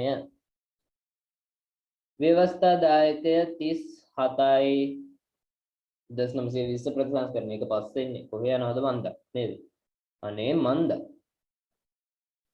ව්‍යවස්ථාදායකය 37 වෙලා තියෙනවා. ඊට පස්සේ නිල නොලත් 23යි නිලලත් 14යි. අර මේ ඉරියන්දලා තියෙන ඒවා ගණන් ගන්න එපා. අවශ්‍ය ඉරි ටික විතර මේවා ගණන් ගන්න එපා වෙඩිය. මේ කැපු එක ඕනේ නැහැ. ව්‍යවස්ථාදායකය 37යි නිල නොලත් 23යි නිලලත් 14යි.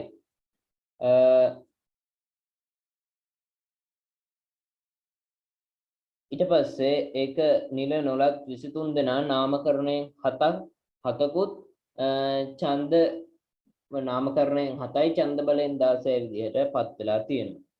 1920 ආණ්ඩු ක්‍රමයේ කැපී පෙනෙන ලක්ෂණ පිළිබඳව ලක්ෂණ කීපයක් පිළිබඳව අපි දැන් බලමු. ව්‍යවස්ථාදායක සභාවේ මුල්වරට නිල නොලත් බහුතරයක් ඇතිවීම. පළාත්බද නියෝජන ක්‍රමය හඳුන්වා දීම. වාර්ගික නියෝජනය තවදුරටත් ක්‍රියාත්මක වීම කියන විශේෂයෙන් කැපී පෙනෙන කරුණු තුන තමයි 1920 ආණ්ඩු ක්‍රමයේ. මේ ප්‍රතිසංස්කරණයෙන් වුවද ආණ්ඩුකාරවරයාට පැවරුණු බලතල අඩු නොවිය.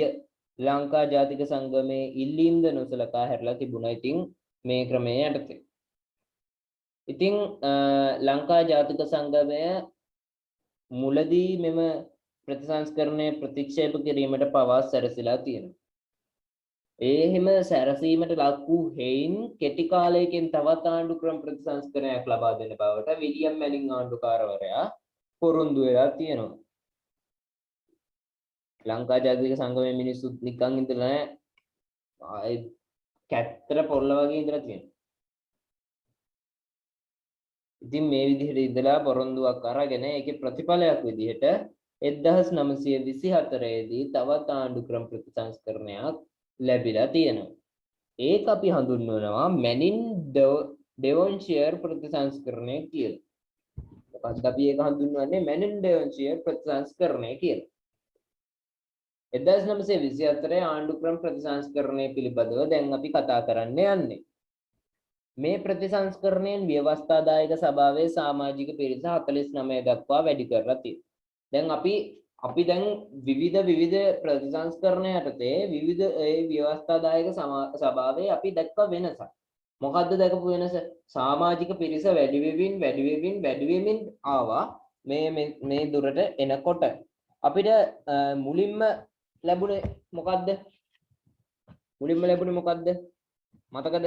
කෝල්බ්‍රුක් ප්‍රතිසංස්කරණය. මෙන්න මේ ඒකේ ව්‍යවස්ථා 1833 ව්‍යවස්ථාදායක සභාවේ සමාජිකයන් 15යි. ඒක බෙදුන විදිහ තමයි නිලලත් 9යි, නොලත් 6යි, යුරෝ 1යි, සිං 1යි, දෙමළ 1යි, බර්ග 1යි. නිලලත් 9යි, නිලලත් 6යි, යුරෝ 3යි, සිංහල 1යි, දෙමළ 1යි, බර්ග 1යි විදිහ. ඊට පස්සේ ඒකේ සමාජිකයන් 15යි. ඊට පස්සේ අපිට ආවා මොන ප්‍රතිසංස්කරණය 1910 ප්‍රතිසංස්කරණයක් ආවා 1933න් පස්සේ ඒ ව්‍යවස්ථාදායක සභාවේ නිලලත් 11යි නිල නොලත් 10යි. එතකොට සමාජික සංඛ්‍යාව 21යි. කලින් කීයද? කලින් 15යි. 15 21 වුණා. 21න් නිලලත් 11යි, නිල නොලත් 10යි. නිල නොලත් 10 දෙනා ඡන්ද බලයෙන් 4යි, නාමකරණයෙන් 6යි. නාමකරණයෙන් 6 දෙනාපත් කරේ මේ වාර්ගික නියෝජනය අනුව නාමකරණයෙන් තමයි කට්ටිය පත් කරේ. ඉතිරි 4 දෙනා ඡන්ද බලයෙන් ආව යුරෝ 2යි, බර්ග 1යි, උගත් ලාංකිකයන් එක්කෙන. ඒ විදිහට ආපු උගත් ලාංකිකය තමයි පොන්නම්බලම් රාමනාදන් මහත්මයා. ඊට පස්සේ ආපහු අපිට ප්‍රතිසංස්කරණය එනවා 1920 ප්‍රතිසංස්කරණයේදී විවස්ථාදායක සභාවේ විවස්ථාදායකයේ 37 දෙනෙක් ඉන්නවා සමාජික සංඛ්‍යාව. 15යි ඊට පස්සේ 21යි 37යි ඒ 37 දෙනා නිලලත් 14යි නිල නොලත් 23යි. නිල නොලත් සංඛ්‍යාව එන්න වැඩි වෙන පාටක් පේනවනේ. නාමකරණයෙන් 4යි ඡන්ද බලයෙන් 16. විදිහට ආවා. ඊට පස්සේ එනවා අපිට 1924 දී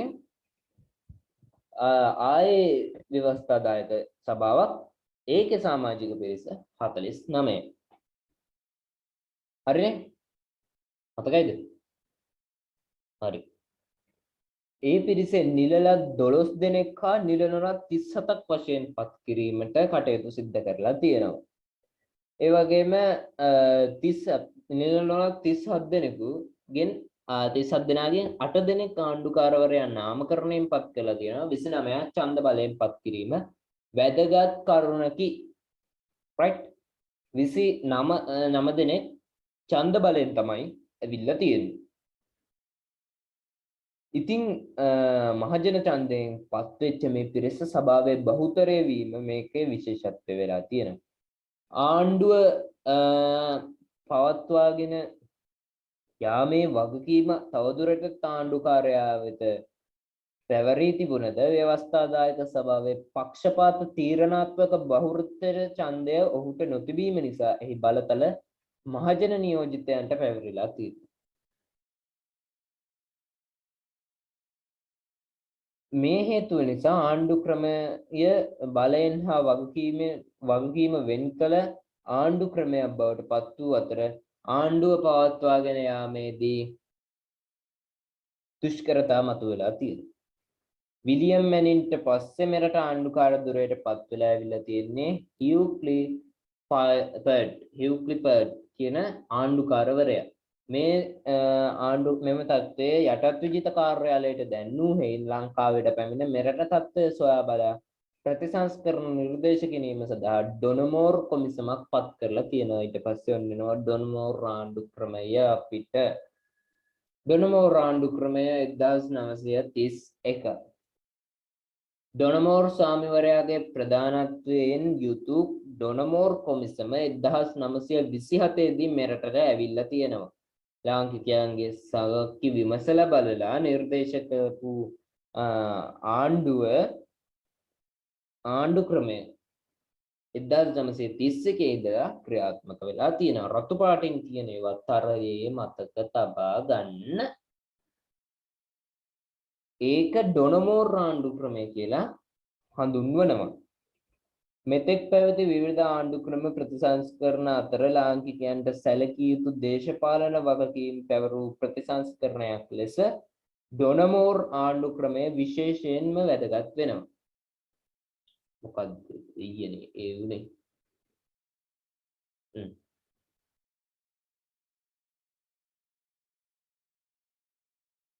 පොඩ්ඩක් ඉන්න.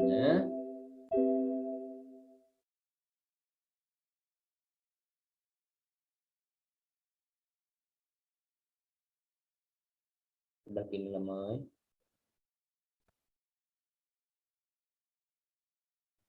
පොඩක් අවුදියා වගේ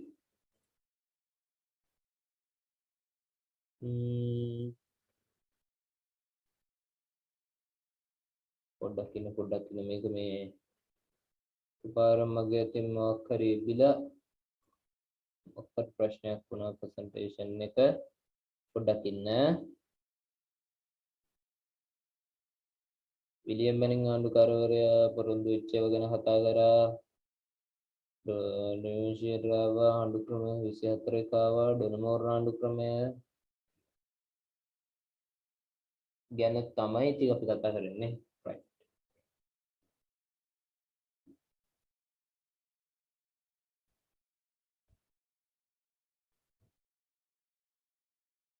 හරි.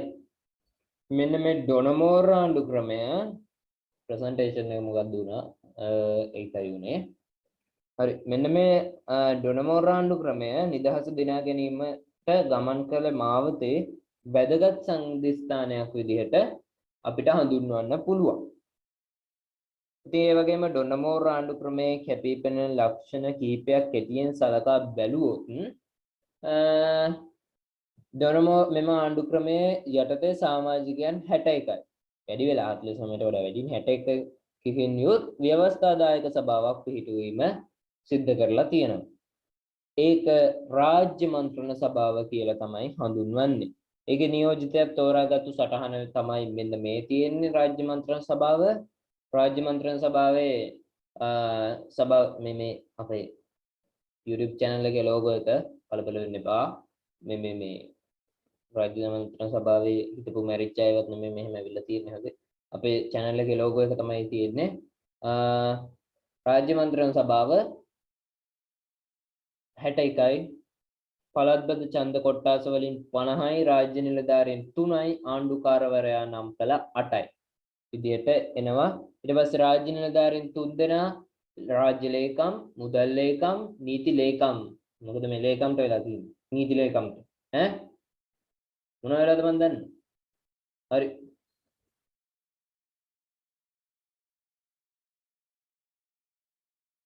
හොඳයි. රාජ්‍ය මන්ත්‍රණ සභාවේ මූලාසනය හොබවන ලද්දේ එහි සමාජිකයන් කැමැත්තෙන් තෝරාගත් කතානායකයෙකු විසිනි. රාජ්‍ය මන්ත්‍රණ සභාව හොබවලා තින්නේ ඒකේ සමාජිකයන් විසින් කැමැත්තෙන් තෝරාගත්තු කතානායකයෙක්. ඊට පස්සේ අපි බලමු සර්ව ජන ඡන්ද බලය. 1912 වර්ෂයේ සිටම ව්‍යවස්ථාදායකයට නියෝජිතයන් තේරීමේදී ඡන්ද බලය ක්‍රියාත්මක වුවද ඡන්ද හිමි සංඛ්‍යාව ඉතාමත් සීමිත වෙලා තියෙනවා. ඊට පස්සේ අනුව ඡන්දදායකයෙකු වීමට කිසියම් අධ්‍යාපනික හා දේපල සුදුසුකමකුත් අවශ්‍ය වෙලා තියෙනවා. ඕගොල්ලන්ට තාම ඡන්ද නැහැ නේ? නැහැ. අවශ්‍ය වෙලා තියෙනවා. මේ හේතුව නිසා දුප්පත් ජනතාවට ඡන්ද බලය හිමි වෙලා තිබුණේ නැහැ. ඒ ඡන්ද බලය ඒගොල්ලන්ට අහිමි වෙලා තියෙනවා දුප්පත් ජනතාවට. 1924 වර්ෂය වන විට මෙරට ඡන්දදායකයන් සංඛ්‍යාව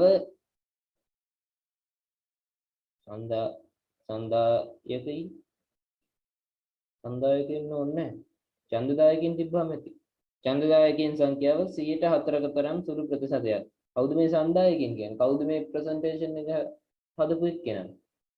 කිසිම හරියකට මේ හදලා තියෙන්නේ නේ. බලන්න දැන් මිස්ටේක් කීයක්ද නේද?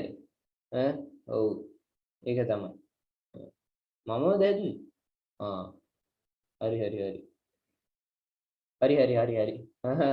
හරි මේ පොඩි විලක් අය බෝරින් ගතිය යන්නත් ඕන නේද? 1924 වර්ෂය වෙන විට මෙරට ඡන්දදායකයන් සංඛ්‍යාව 104ක තරම් සුළු ප්‍රතිශතයක් තමයි වෙලා තියෙන්නේ. ඒ වගේම මෙම ස්ත්‍රීන්ට ඡන්ද බලය හිමි වෙලා නැහැ. ගෑනු කට්ටියට ඡන්ද බලය දීලත් නැහැ.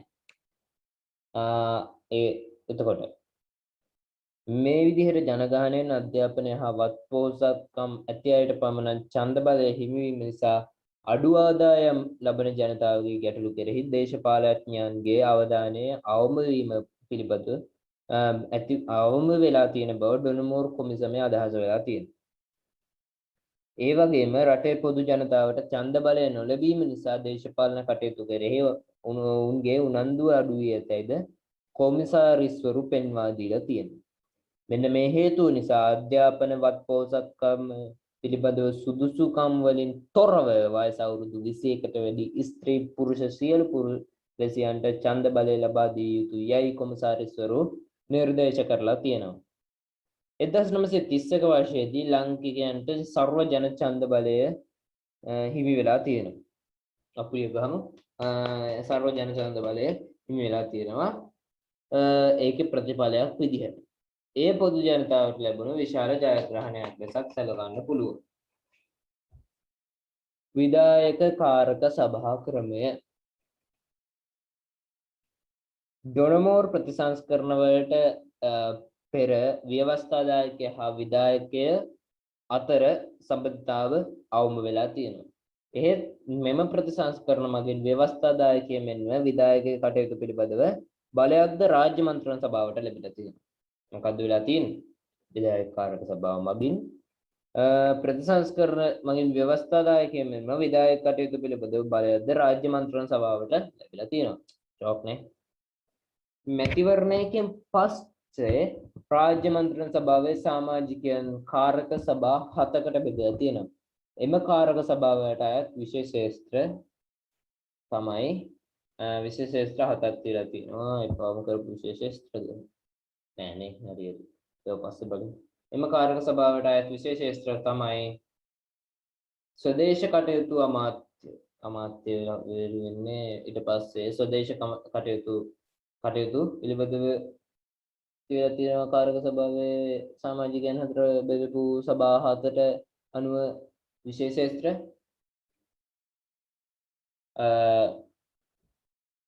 ස්වදේශ කටයුතු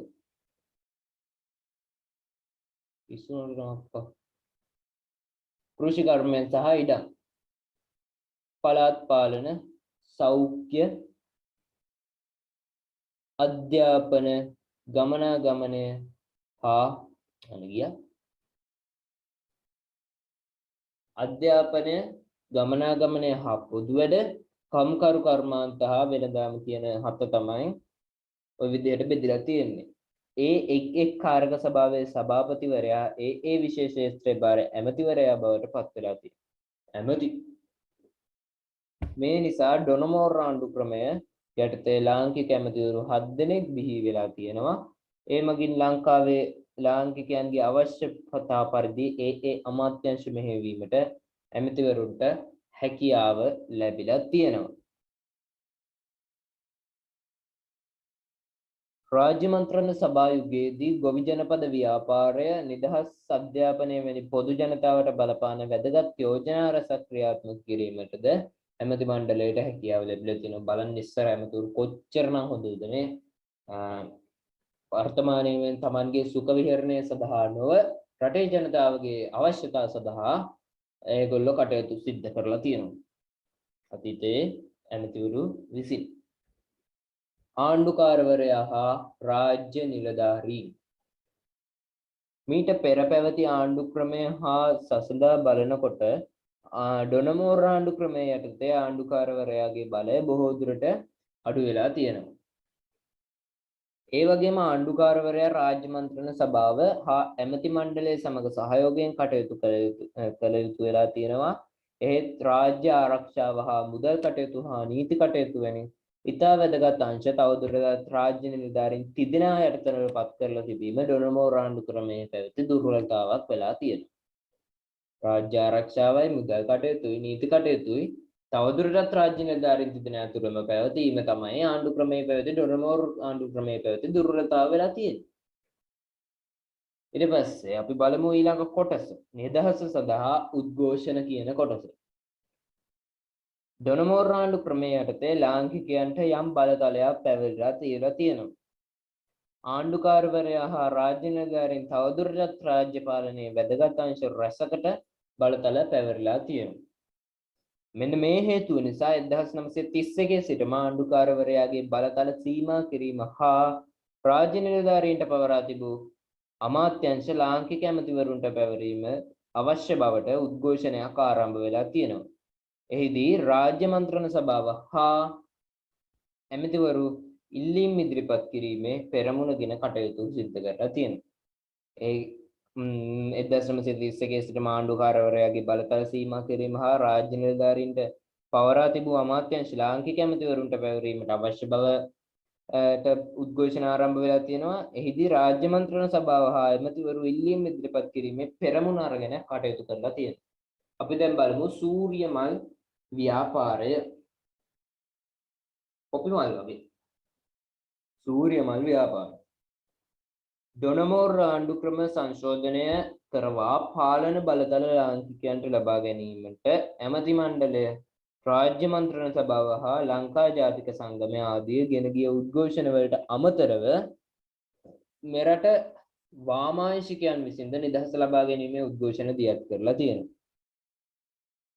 1935 වර්ෂයේදී ලංකා සමසමාජ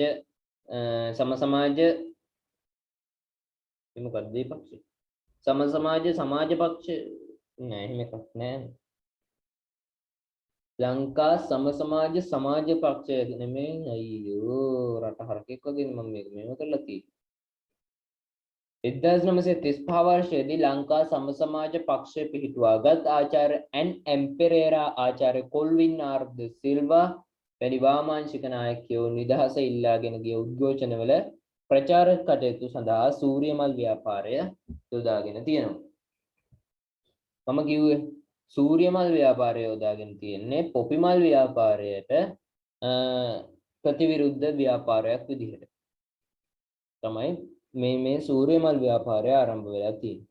පළමු වන ලෝක සංග්‍රාමයෙන් ආබාධිත වූ බ්‍රිතාන්‍ය සොල්දාදුවන්ට හා පවුල් වලට ආධාර එකතු කර ගැනීම සඳහා පොපිමල් විකිණීමේ ව්‍යාපාරය ආරම්භ වෙලා කරලා කියනවා. මේව මතක තියාගන්න. රතු පාටින් කියන ඒවා හැම නිතරම කියන්න දෙයක් නෙමෙයි. මම හැමදාම පාඩම විස්තර කරනකොට කියනවා රතු පාටින් තියෙන ඒවා මතක තියාගන්න කියලා. ඒවා සටහන් දාගන්න අවශ්‍ය කරුණු ඔයගොල්ලෝ සටහන් දාගන්න. මම සටහන වෙනමම දෙන්න යන්නේ. මොකද ඒ කරුණු ගොනු කරගන්න එක ඔයාලගේ වගකීම. මොකද ෂෝට් නෝට් එකක් විදිහට ගහගන්න පුළුවන් මේ දේවල් චිත්‍රයක් වගේ තමන්ගේ මනසේ මැවෙනවා. ඒ දේවල් මැවෙනවා තමන්ගේ මනසේ පෙලින් පෙළට. මේ පාඩම ගලාගෙන යන ආකාරය අනුව පෙලින් පෙළට එකින් එක මැවෙනවා. සිතුවම තමන්ගේ ඔළුවේ මැවෙනවා. මේකෙන් පස්සේ මේක ස්ටෙප් බයි ස්ටෙප් මේක මැවි එනවා. ඉතින් තමන්ට අවශ්‍ය කටයුතු, තමන්ට අවශ්‍ය නෝට් කොතනද, තමන්ට අවශ්‍ය ෂෝට් නෝට් එක ගහගන්න ඕන නම් පොතක් අරගෙන තමන්ට මතක නැති කරුණු ටික දඩබිඩි ගාලා ලියා ගන්නවා. ඒක තමයි පාඩම් කිරීමේ සාර්ථක ක්‍රමයක් වෙනවා ඒක. මොකද එතකොට තමන්ට අවශ්‍යම කරුණු ටික ලියාගෙන ගොනු කරගන්නවා. විභාගයට කලින් දවසේ මේ මම කියන්නේ විභාගයට යනකොට ගාලගත්තා බැලුවස් ගාල බලාගෙන ගියා. වැඩ ඉවරයි. හරි පාඩමට යමු. මේ ඉන්නේ ආචාර්ය කොල්වින් ආර් ද සිල්වා මහත්මයා. එතකොට මේ ඉන්නේ ආචාර්ය එන් පෙරේරා මහත්මයා. ඉතින් මෙන්න මේ මහත්වරුන් තමයි වාමාංශික නායකයෝ ලෙස නිදහස් ඉල්ලා ගියපු උද්ඝෝෂණ වල ප්‍රචාරක කටයුතු සඳහා සූර්යමල් ව්‍යාපාරය යොදාගත්තා. නොවැම්බර් 11 වැනි දිනට යුද්ධ සමාදාන දිනය මතක තියාගන්න. යුද්ධ සමාදාන දිනය නොවැම්බර් 11 වැනි දිනය ලෙස සලකා සෑම වසරකම පොපිමල් විකිණීම එදාට සිද්ධ කරලා තියෙනවා. ඊට අමතරව එදිනට පෙළපාලි හා උත්සව පවත්වා බ්‍රිතාන්‍ය රාජ්‍ය කෙරෙහි ලංකාවේ පක්ෂපාතීත්වය පෙන්වීමටද කටයුතු සිද්ධ කරලා තියෙනවා. පොපිමල් විකිණීමෙන් ලැබෙන මුදල් බ්‍රිතාන්‍යයට යවනු ලැබීය. 1926 වර්ෂයේදී ලංකාවේ සේවා මුක්ත බට සංගමය විසින් පොපිමල් විකිණීම සිදු කළ යුතු දින සිට සූර්යමල් විකිණීමේ ව්‍යාපාරයක් ආරම්භ කරලා තියෙනවා. අර කයික් කරනකොට මේක දාලා ටික් ගාලා මාරයිනේ ආරම්භ කරලා තියෙනවා. පස්සේ වාමාංශික නායකයෝ සූර්යමල් ව්‍යාපාරයට සම්බන්ධ වෙලා තියෙනවා. එසේ සූර්යමල් විකිණීමෙන් ලැබෙන මුදල් මෙරට දුප්පත් ජනතාවගේ සුබ සිද්ධියට වැය කරලා තියෙනවා. කොච්චර හොඳද? පොපිමල් විකිණීමෙන් ලැබූ මුදල් බ්‍රිතාන්‍යයට යවූ බැවින් එම මල් මිලදී ගැනීම අධිරාජ්‍යවාදයට පක්ෂපාතී වීමක් බවට ප්‍රචාරය කළ වාමාංශිකයෝ සූර්යමල් පැළඳීම නිදහස් සටනට දායක වීමක් ලෙසත් ප්‍රචාරය කරලා තියෙනවා. පොපිමල් වහල් භවයේ ලකුණක් බවත් බ්‍රිතාන්‍යයේ සූර්යමල් නිදහසේ ලකුණක් බවත් ගෙන ගිය ප්‍රචාරය හරහා බ්‍රිතාන්‍ය ප්‍රතිපත්ති විවේචනය වෙලා තියෙනවා. කවුරුත් නිදහසට කැමති නෙමෙයි. හිර කරලා තියා ගන්නවට කවුරුත් කැමති නැහැ. ඉතිගන්නේ හේතු නිසා මේ ප්‍රචාරය සාර්ථක වෙලා තියෙනවා. මේ අනුව සූර්යමල් ව්‍යාපාරයේ නිදහස සඳහාගෙන ගිය උද්ඝෝෂණවල ප්‍රචාරක ව්‍යාපාරයක් බවට පත් වෙලා තියෙනවා. මම පොපි මලක් පෙන්වන්නම්. ඒක බලමු. අපි ඉන්ටර්නෙට් එකේ සර්ච් කරලා බලමු. දැන් මම දෙකක් කිව්වා. අනගාരിക ධර්මපාලතුමාගේ වෙහිකල් එක වාහනය සහ පොපි මාල. අපි ළඟට යමු අමාත්‍ය මණ්ඩලය හා ජාතික සංගමයට.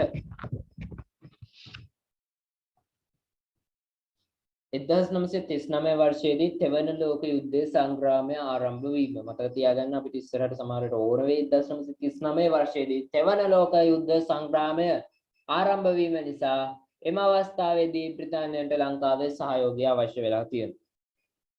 මෙන්න මේදී ඇමති මණ්ඩලයට බ්‍රිතාන්‍යයේ සහාය ලබා දීමට ඉදිරිපත් වුවත් යුද්ධමය නිම වූ පසු නව ආණ්ඩු ක්‍රම ප්‍රතිසංස්කරණයක් අවශ්‍ය බවට ඔහු කරුණු දක්වලා තියෙනවා. ඒ කියන්නේ අපි මේක කරන්නම් මේ හැබැයි අපිට අපේ ඉල්ලීම් දෙන්න. හොඳයිනේ අපිටවත් නැහැ ඉතින්.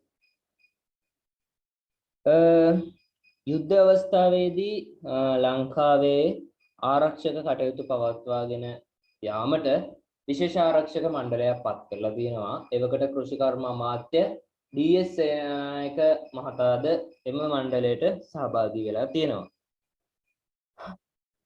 යුද්ධයේ පැවති දුෂ්කර අවස්ථාවේ දී ඇමති මණ්ඩලයට ලබා දුන් සහයෝගය නිසා පැහැදුන මෙරට බ්‍රිතාන්‍ය ආණ්ඩුකාරවරයා ඇතුළු උසස් නිලධාරීහු යුද්ධ නිම වූ පසු ලාංකිකයන්ගේ ඉල්ලීම් ඉටුවන ආණ්ඩු ක්‍රමයක් යෝජනා ආණ්ඩු ක්‍රමයක් ප්‍රතිසංස්කරණයක් ලබා දෙන ලෙස ඉල්ලුවා මේ බ්‍රිතාන්‍යයන්ට දැනුම් දුන්නා. ඒකේ ප්‍රතිඵලයක් විදිහට යම් යම් සීමාවන්ට යටත් වෙලා ලංකාවට ගැළපෙන ආණ්ඩු ක්‍රම ව්‍යවස්ථා කෙටුම්පතක් පිළියෙල කිරීමට මෙරට අමාත්‍ය මණ්ඩලයට අපේ අමාත්‍ය මණ්ඩලයටම බලය ලැබිලා තියෙනවා. 1944 දී ඇමති මණ්ඩලයේ සැකසූ එම කෙටුම්පත අනුව මෙරට අභ්‍යන්තර කටයුතු පිළිබඳව සම්පූර්ණ බලය ලාංකිකයන්ට ලැබෙන පාර්ලිමේන්තු ආණ්ඩු ක්‍රමයක් යෝජනා වෙලා තියෙනවා. ලංකා ජාතික සංගමයේද 1942 සිට රටට නිදහස ලබා ගැනීම තම ප්‍රධාන අරමුණ බවට පත් කරගෙන උද්ඝෝෂණවල නිරත වෙලා තියෙනවා. ජාතික සංගමය මේ කාලයේදී අමාත්‍ය මණ්ඩලය සමග සහයෝගයෙන් කටයුතු කරලා තියෙනවා. මේ ඉන්නේ අපේ ඩී.එස්. සේනානායක මහත්තයා. හොඳයි. සෝල්බරි ආණ්ඩු ක්‍රමය ලාංකිකයන්ගේ ඉල්ලීම් සලකා බලා ඇමති මණ්ඩලයේ ව්‍යවස්ථාදායක කෙටුම්පතද සැලකිල්ලට අරගෙන නව ආණ්ඩු ක්‍රමයක් පිළිබඳව යෝජනා ඉදිරිපත් කිරීමට 1944 වර්ෂයේදී සෝල්බරි කොමිසම පත් කරලා තියෙනවා. 1945 දී සෝල්බරි කොමිසමේ වාර්තාව ප්‍රකාශයට පත් වූ අතර පාර්ලිමේන්තු ආණ්ඩු ක්‍රමයක් එහි යෝජනා කර තිබුණා. සෝල්බරි ආණ්ඩු ක්‍රමය බොහෝ දුරට අමාත්‍ය මණ්ඩලයේ සැකසූ කෙටුම්පත හා සමාන විය.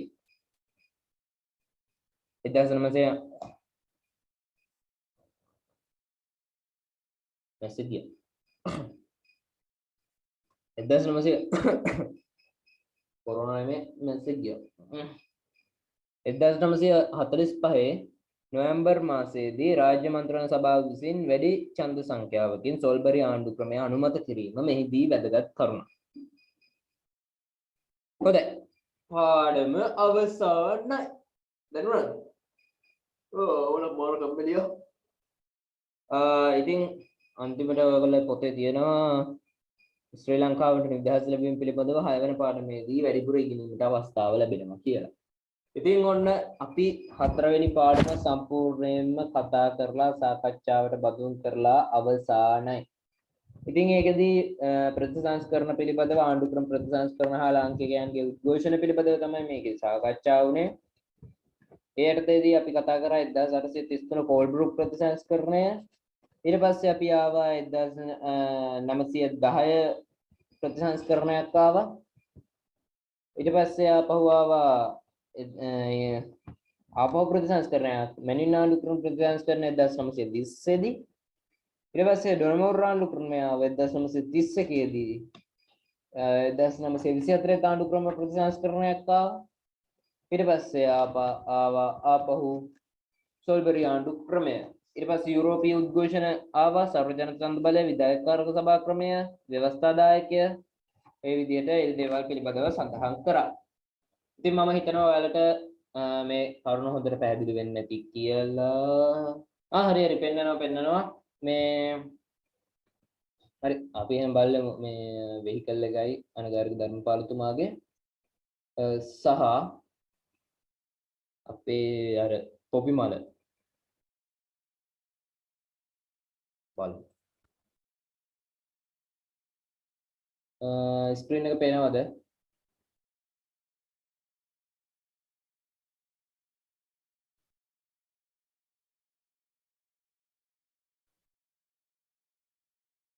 හරිනේ ස්ක්‍රීන් එක පේනවනේ. හොඳයි අපි බලමු. අනගාരിക ධර්මපාලතුමාගේ වාහනේ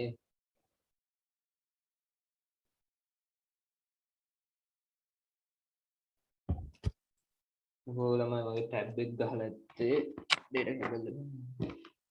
විනාඩියක් දෙන්න.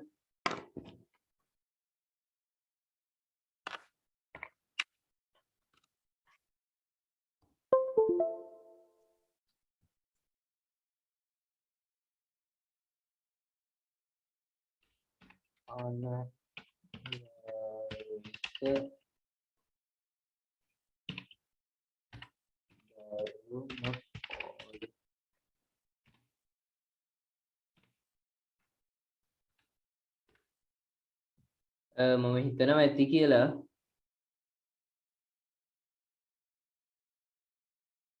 ධර්මපාලතුමාගේ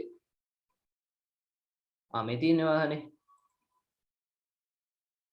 හරක් මස් නොකනු කියලා තියෙනවා. මේ තියෙන වාහන හරක් මස් නොකනු ධර්මයේ හැසිරෙන්නා ධර්මයේ විසින් සුරක්ෂිත කරනු ලබයි. ශ්‍රීමත් අනගාരിക ධර්මපාලතුමා ගේ වැඩසටහන ඔය තියෙන වාහනේ හරිනේ. දැන් බලමු අපි පොපි මල. ඉන්නේ ඔක්කොම තියෙනවා. ඔයාලට ඉන්ටර්නෙට් එකට ගිහිල්ලා බලා ගන්න පුළුවන්. තව වැඩිදුර විස්තර අනගාരിക ධර්මපාලතුමා පිළිබඳව විතරක් නෙවෙයි. තවත් අය පිළිබඳව විස්තර බලා ගන්න පුළුවන්. ඔය තියෙනවා පොපි මලනේ. පොපි මල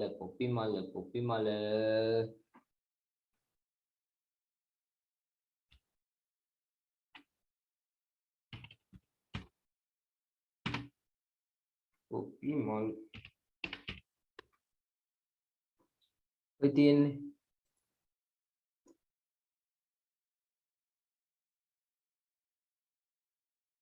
පොපි මල්. ඉතින් මෙන්න මේ පොපි මල් තමයි අර යුද්ධයේදී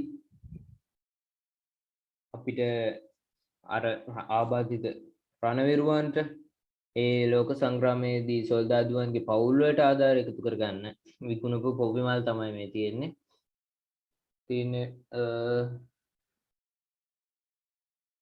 පොපි මල් දිනේ පොපි මල් පළඳනවා.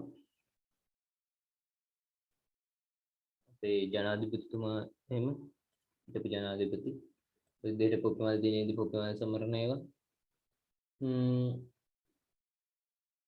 ඉතින් ඒ තමයි පොපි මල. සූර්ය මල්.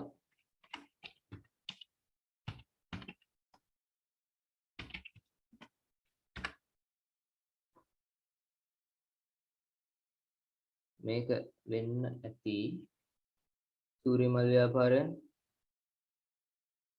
ව්‍යාපාරයේදී සූර්ය මල් ඕක වෙන්නේ නැති. හරි. ඉතින් ඒ දේවල් ටික තමයි තියෙන්නේ. ඒක පෙන්නන්න. හොඳයි. ඉතින් පාඩම තේරෙන්නේ නැති හැමෝටම පාඩම තේරෙන්නේ නැති කියලා මම හිතනවා. බැරි දේවල් මොනවා හරි කියනවා නම් කියන්න. නැවතත් ඒ දේවල් විස්තර කරන්න අමාරු තැන් තියෙනවනම් අපි එහෙනම් දැන් පාඩම අවසන් කරමු. ඉතින් අපි පාඩම් ටික කරලා තියෙන්නේ. සියලුම පාඩම් කරලා නැහැ. සියලුම පාඩම් කියන්නේ මෙහෙමයි. මේ අපේ පෙර පාඩම් තිබුණේ මොනවද පොඩේ කොමින්නක මම පෙන්නන්න YouTube එකේ right මේ තියෙන්නේ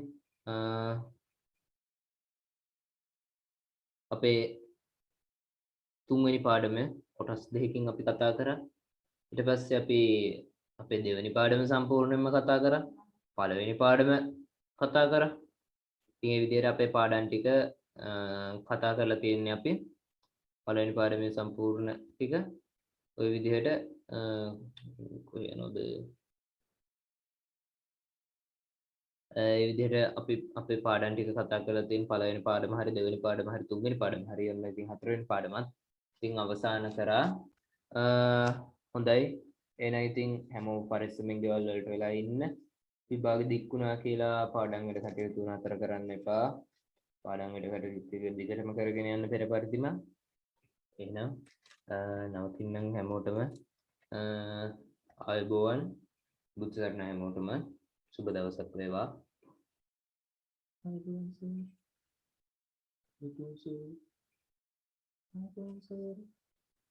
හොඳයි